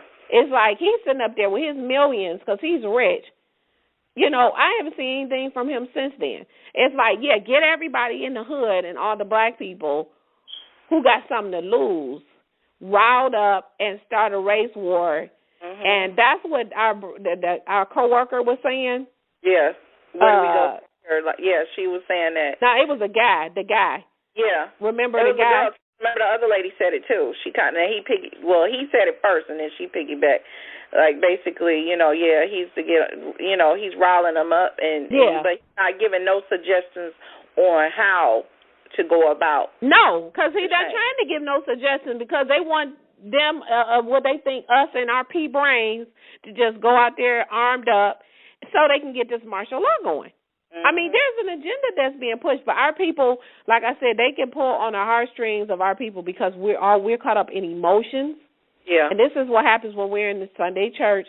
Everything is about emotions and not about knowledge and knowledge of the truth. And so when I think about this, getting excited with the emotions,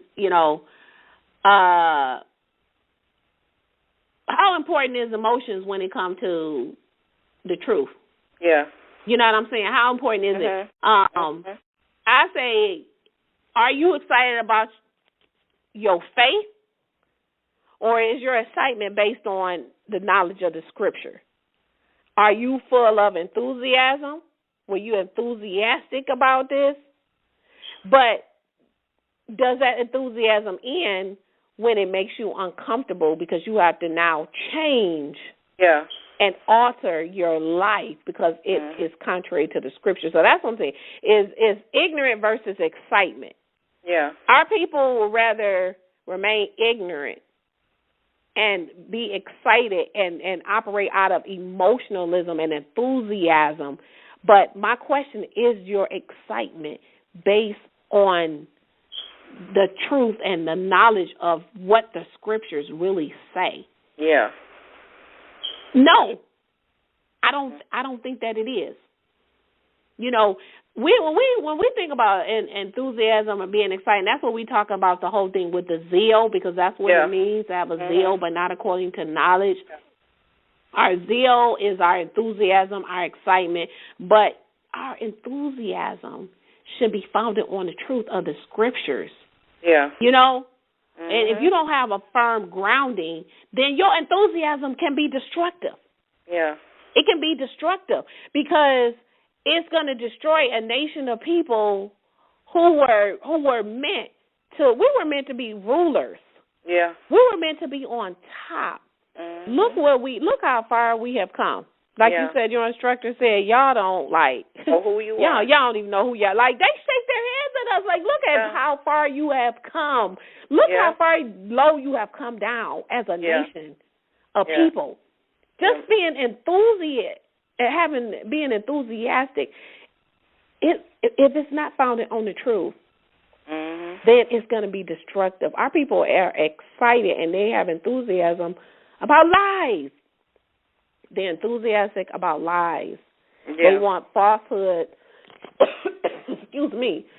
They want falsehood taught to them. Prophesy lies to us. Yeah. Their motivation doesn't lead to change. And when I say change, their motivation doesn't lead to repentance. Yeah. When you're motivated, if you're going to so-called church and you're enthusiastic and that enthusiasm is not founded on the truth and you're motivated, but that motivation doesn't lead to repentance, it doesn't lead you to change and turn your lifestyle away from that is contrary to the Scriptures to live for Him, then that enthusiasm and that excitement and that zeal is destructive. Yeah. Am I making myself clear when I'm speaking about this? Yes, you are. Being motivated can have an impact on a people one way or the other. Yeah. And something that Dr. DeGruy Leary was saying was about the trauma we suffer is spiritual. Mm-hmm. She talked about that. Mm-hmm. There's a spiritual awakening that's going on with our people, but the condition of our people is spiritual. Yeah. When you think about going to Sunday church, is anybody being changed? No. I'm not talking about being blessed with a house or a car. Because, see, that's what we have, a distorted view of success when Joshua we do. tells us success is keeping his commandments. But is there evidence of change? If you're going to a church and you're constantly, and you're still the same, that you have, you in a place where you're hearing messages that make you feel comfortable in your sin, it doesn't motivate you to change or to repent, there's no evidence of repentance, then it's time to go. Yeah. You're suffering from a zeal and an emotion or excitement that has turned to being destructive. Mm-hmm. You know, many people, they don't want to be disturbed because they don't want to change. They only want a chunk of the truth, and they want to stay the same. You know, don't rock the boat. You know, we got a good thing going here. We don't want to change. Mm-hmm. This is what our people. This is the mentality of our people. We were given Christianity when we came over here by the slave master. We were not Christians. We didn't have a religion. We had the Torah, the law, his laws, statutes, teachings, and instruction. And emotions have no place in the word of the Most High. Mm-hmm. Okay? That's just the part that makes us human or man. But the emotions have nothing to do with the faith, the true faith of our Mashiach and apostles and the prophets. Yes, if you're going to be emotional and excited, be excited because you now know the truth of who you are. Yeah. Be excited because you now know who Yah is. Mm-hmm. You have an understanding of who he is, as Proverbs 9 and 10 says. Many of you think you have understanding, but you don't because you don't know who Yah is. Mm-hmm. He tells you that in Proverbs 9 and 10 that understanding and knowledge is knowledge of who Yah is understanding. So if you don't know who Yah is, you don't understand. Our people don't understand. They think that excitement and that emotional roller coaster or high that they're getting in church is true. They think that that's preaching. It's Pastor Show did preach. Yeah. What did he do but have an asthma attack and cartwheel up and down the aisle and foam at the mouth? What did he do? And told you to love. Yes. There's a drawback. Yeah. Mm-hmm. That's going on.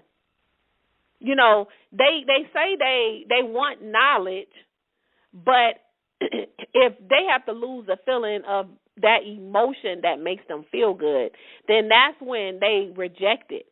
Yeah. Because they really don't want true understanding because they're going to have to change. And so that's why I asked, you know, is your motivation and, you know, is your faith based on emotion? Is your excitement based on your faith? Yeah. What you believe to be true, or is it based on knowledge of the scripture? Because your emotion can be decided, okay, I'm a Jehovah's Witness, or I'm a Seventh-day Adventist, or, you know, I'm this, or my excitement is based on what pastor said. Yeah. Is your excitement and your motivation and your enthusiasm should be based on the truth and the true knowledge of what the scriptures say. And we know that in Romans 10 and 2 it says that they were zealous people. We know our people are zealous. Okay, we got that down pat. Nobody, when you come into a black church, and I'm not trying to be racist and make a statement, but I've been in Caucasian church, and it ain't nothing like going to no black church, okay? Yeah. Because you are going to have an experience. Yeah, they going to rock the church, okay? You're going to see wigs on the floor, people run up. You're going to have an experience when you go in that black church. And there is just a feeling when you go in there. Yeah. We are the people. It's no doubt about it. It's a difference when you go in our churches. It's just a difference. But we have to have a knowledge, a zeal that is according to knowledge, not just excitement and emotionalism. Like I said, zeal is good if it's consistent with knowledge of the truth of the scriptures. Otherwise, it's a waste of time.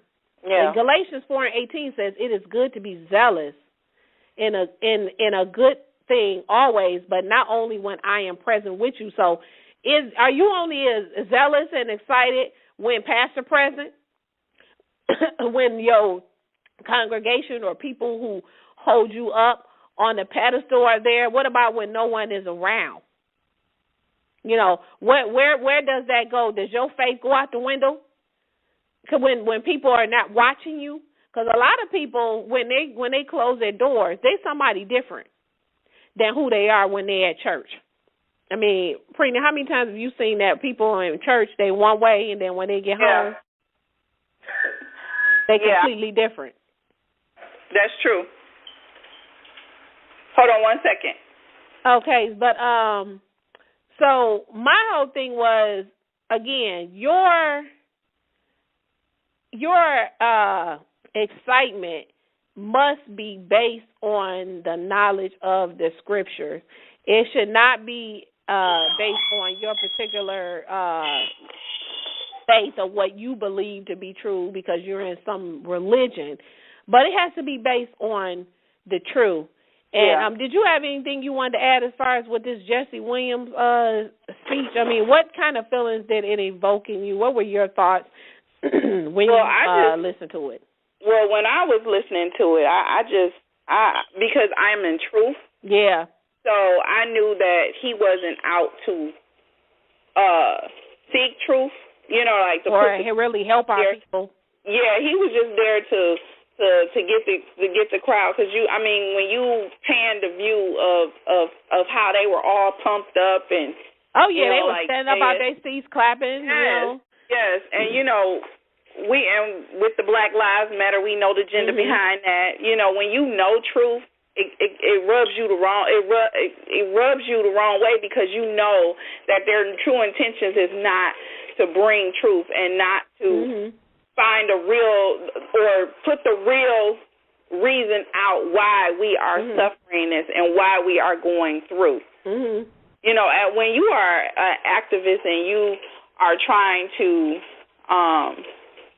wake up your people, like for us, when we waking up our people, we don't hide it. We don't hide the truth. We tell them the truth. So just knowing that speech was just flattery and just an emotional agenda. That somebody is still in their corner. You know, we need to rise above the occasion. You know, look at all. We not talking no more. So what you getting ready to do then? We need to be about it, basically. And that's what I'm like. The only about it that we need to be about is returning back to the covenant of the Most High Yah. You know, He told us in Deuteronomy to love Him with all our hearts, minds, and soul.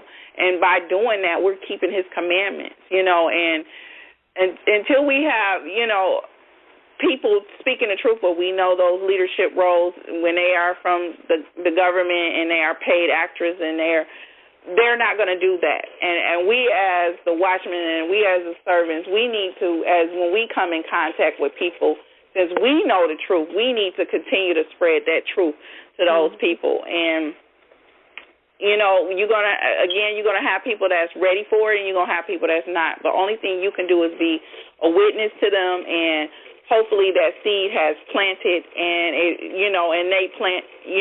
it continues to grow. But the Most High Yah know whose He is and who's not. And so we can't discriminate and say, oh, well, I ain't going to say that to them because, you know, I just say what I have to say, and then if they brush it off, I just dust the dust off and keep it moving.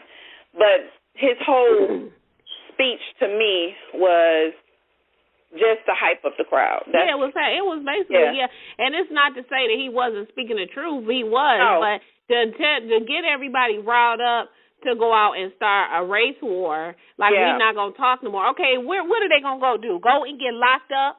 Yeah. And get the men all in jail so the women and the children can be left under protection. We already left alone. I mean, it's the whole point. His agenda behind it was it was planned. And he's a part of the agenda, just as the Black Lives Matter is a part of the agenda. They have paid actors, you know, come on the scenes to get people all hyped up, and then so they can get this martial law. That's what this whole thing is about.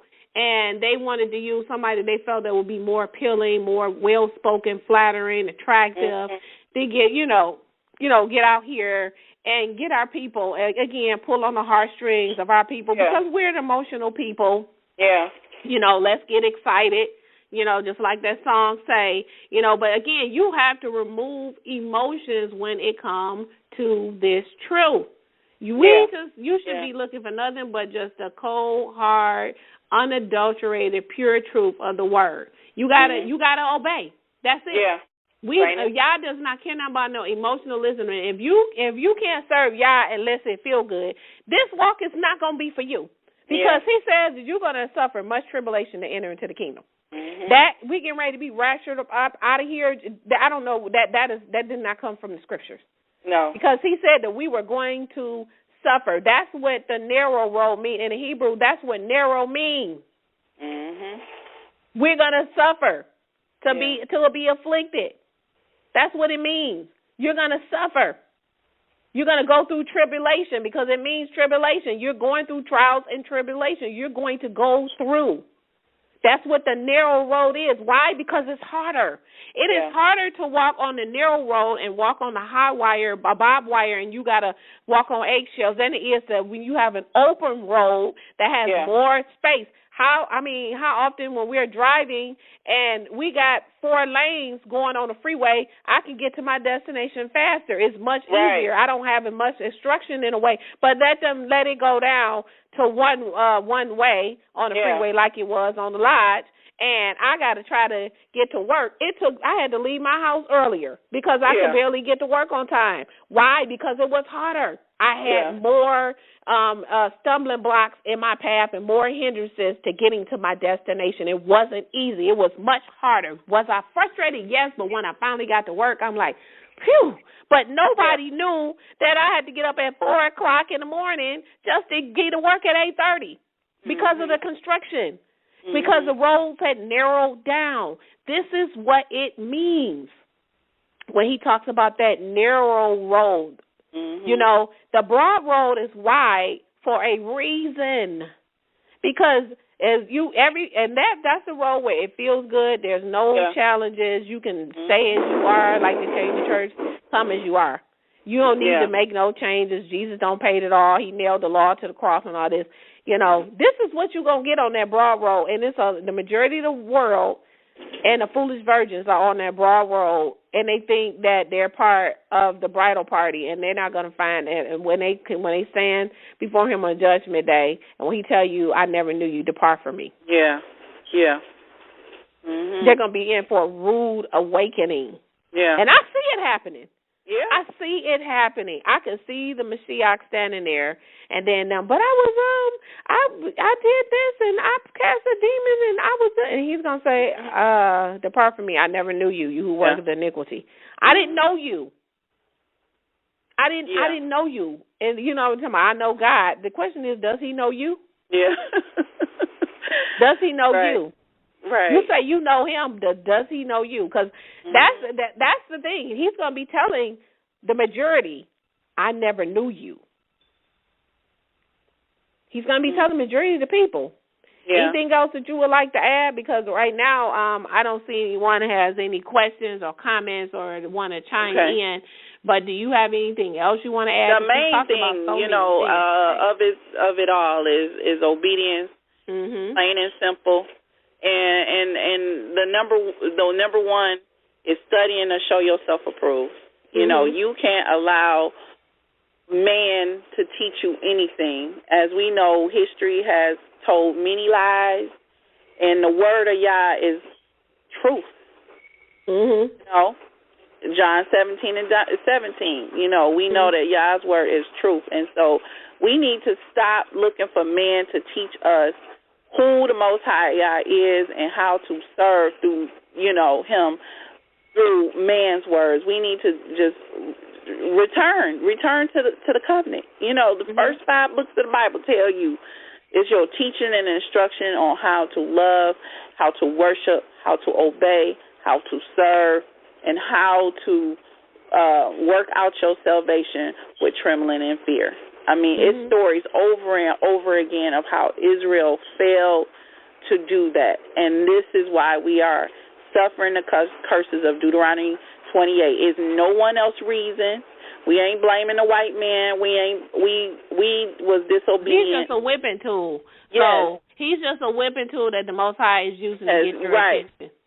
And we just return back, you know, and that's all I have to say. You know, just our obedience. We need to wake up, like in school days. The school days, wake up. I mean, John 4:20, and they played that at our professional development, that ending part, and it is very powerful because it does strike some emotions every time I see it. And it's like, and I'm almost brought to tears every time I see it because I know the truth. And I'm like, I want to just stand up and tell her, give me that mic, and I want to just look. You're the people of the Bible. Wake up. You're the ones. This is the reason why our people are suffering. I wanted to tell them what the real truth was. We felt like we really couldn't. But I see that I think it's going to happen, Prina. I think that y'all is going to use us at some point to share the truth, because I see me having this conversation with some of our people. Some of our staff members. I already started with a few, and I like one of the coworkers that I shared with you when she was saying a Willie Lynch. She don't think the Willie Lynch letter was true when I was bringing that up. Who said that? One of the I can't disclose right now. Okay. But I'll tell you later. But anyway. Okay, I forgot we online. Okay. Yeah, we on radio. We don't speak, but we ain't on the phone. But she was discrediting it, and you know, for her to be, you know, of our descent, you know, from our tribe, I was just like, wow, you know, and it's true. You know, you can tell them the truth. You can kind of give them a little, you know, when I was feeding her a little bit, I saw that she was resistant, so I kind of pulled back. Yeah. Because it was like more than one person that was in the car when we were going out in the community, and, you know, so I didn't want to get nothing started, and, you know, because we're not really supposed to bring our beliefs into the schools. Yeah. So now, I didn't want, you know, there's a platform issues, for it now. So I kind of pulled back, but I'm like, you know, looking at the mindset that was in the vehicle that was with me, you know, it was just, my heart was just out, and I was just like really, you know, I am really blessed and highly favored that the Most High, and I can really say it because, you know, most times in church say, oh, I'm blessed and highly favored, but they casually saying it. But just to see the masses in our school and how many staff that have joined, and it's just two of us in the building that know the truth, the real truth. And normally you might not have any in the building that know the truth. Because I was the only one in my school, the only one. Is going to open up a door and have a platform for us to actually speak, because what they're doing is they're like poking the bear. They are. They want us to actually open up and share our opinion, our truth, whatever that may be, and to have everybody respect, whether you agree or not. And I see it coming because I'm having a hard time keeping my mouth closed about this. I really am. And but I see, because this is not something that we're just diving in for these first 2 weeks prior to school beginning. No, it's a whole school year. This is something that we're going to continue to keep revisiting throughout the entire school year. So they said we're not going to just stop here. So as long as this is going to be something that we're going to keep revisiting, I truly do see me at some point going to the scriptures of I know this is going to ignite something, but maybe this is what Yah wants. Maybe there's some people in our school that Yah wants to hear the truth, and maybe they will receive it, and maybe we will be planting seeds. And we're the vessels that he's going to be using in that building to do that. But I would, if they would give me the opportunity to do a PowerPoint presentation on who are the so-called African American, you really want the truth? If she really allow me to do this, do you understand? I will bring that lesson like I've never brought a lesson, to make sure that it hits home. There will be some people, I'm telling you, coming out of there like, okay, I need to talk to her after this is over with, because my eyes have been opened. I guarantee you there will be some people in there, at least one or two, that their eyes will be opened up. Maybe because that gentleman, he seemed like he might be open receiving it. The one that was talking about getting us riled up. Yeah. You know, it's like they were poking the bear at every, and people were getting emotional. Some people were crying. Some people were getting angry, upset. I see it happening. They're doing this because they want to open up the conversation, because we need to understand. They want us to deal with the trauma of what has happened to us as a people, and for those who are working with us who are other nations to understand it. You can't work with us and teach our children and then don't understand our children. And that is and I'm glad they're doing this, because I get upset a lot of times. They'll bring them in and they have no understanding of the culture. Yeah. They want them to have the understanding of the culture, but I want them to, before this year is over with, I see it happening, Prina. I see at some point us actually being able, in some kind of capacity, if I was able to speak with her, the principal, one-on-one, and say, we want to present a presentation to you. This goes along with what we've been doing. Would you be willing to listen? Even if you don't agree, just sit down for 1 hour and listen, and let me present it to a small group of you and see, would you be willing to allow me to do that? Mm-hmm. Because I really do believe, and it's going to be shocking for some, but I believe, and I'm picking up in my spirit as we was doing this whole training, that Yah is setting the stage for this, and this may be a reason why I didn't get the other position at the other place where I was supposed to, because there may be still some work that's here. I had no idea that we were getting ready when I I didn't, because they didn't even, when they sent the and told us the itinerary. I was like, really? Like, are they ready for this? That's what I'm like. Then they was like, we want all opinions. I'm like, y'all ain't ready for my opinion. I can tell you that now. You think you're ready, because even when we were, my group with the Department of Support Services for Student Support, you know, when I was giving my opinion, the other gentleman, the other guy, I was making a point, because we were talking about the images. And I talk about the images and the stereotypes that's put on television and in the music and with the rapping. And he was like, well, I rap, but everyone that raps and do positive don't do negative rap. And I said, that's true, but I'm addressing the majority of it, because the majority of the rap and the images and the music that's out there is garbage. And it's music that tear down our community and put a negative thing about teachers, you know, basically glorifying being a single mother, calling women bees and whores, glorifying leaving your mother, sleeping around with multiple women, impregnating women, having babies and leaving your children, glorifying smoking weed and violence and guns. And this is what, and you know, and then like the gentleman said, now this is one thing I did agree with Jesse Williams, even though his speech was set up, was about the branding. We so quick to want to get somebody's name brand on our back, when that was a part of brand. That was part of slavery when we were branded. You know what I'm saying? To let you know you belong to me. We still doing this. Yeah. We still doing this to this day. Yeah.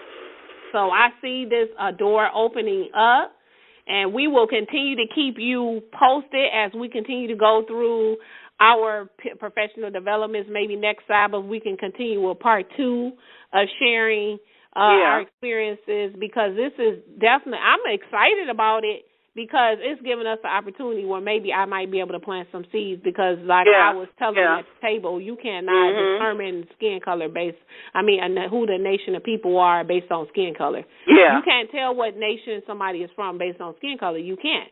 Like the one black girl was saying her mother is an albino. But she don't understand that's part of the curse. Curses. Or leprosy. And what did she say? They told her mother when she came in the store that if you was in our country, we would burn you or something like that. And use it for voodoo.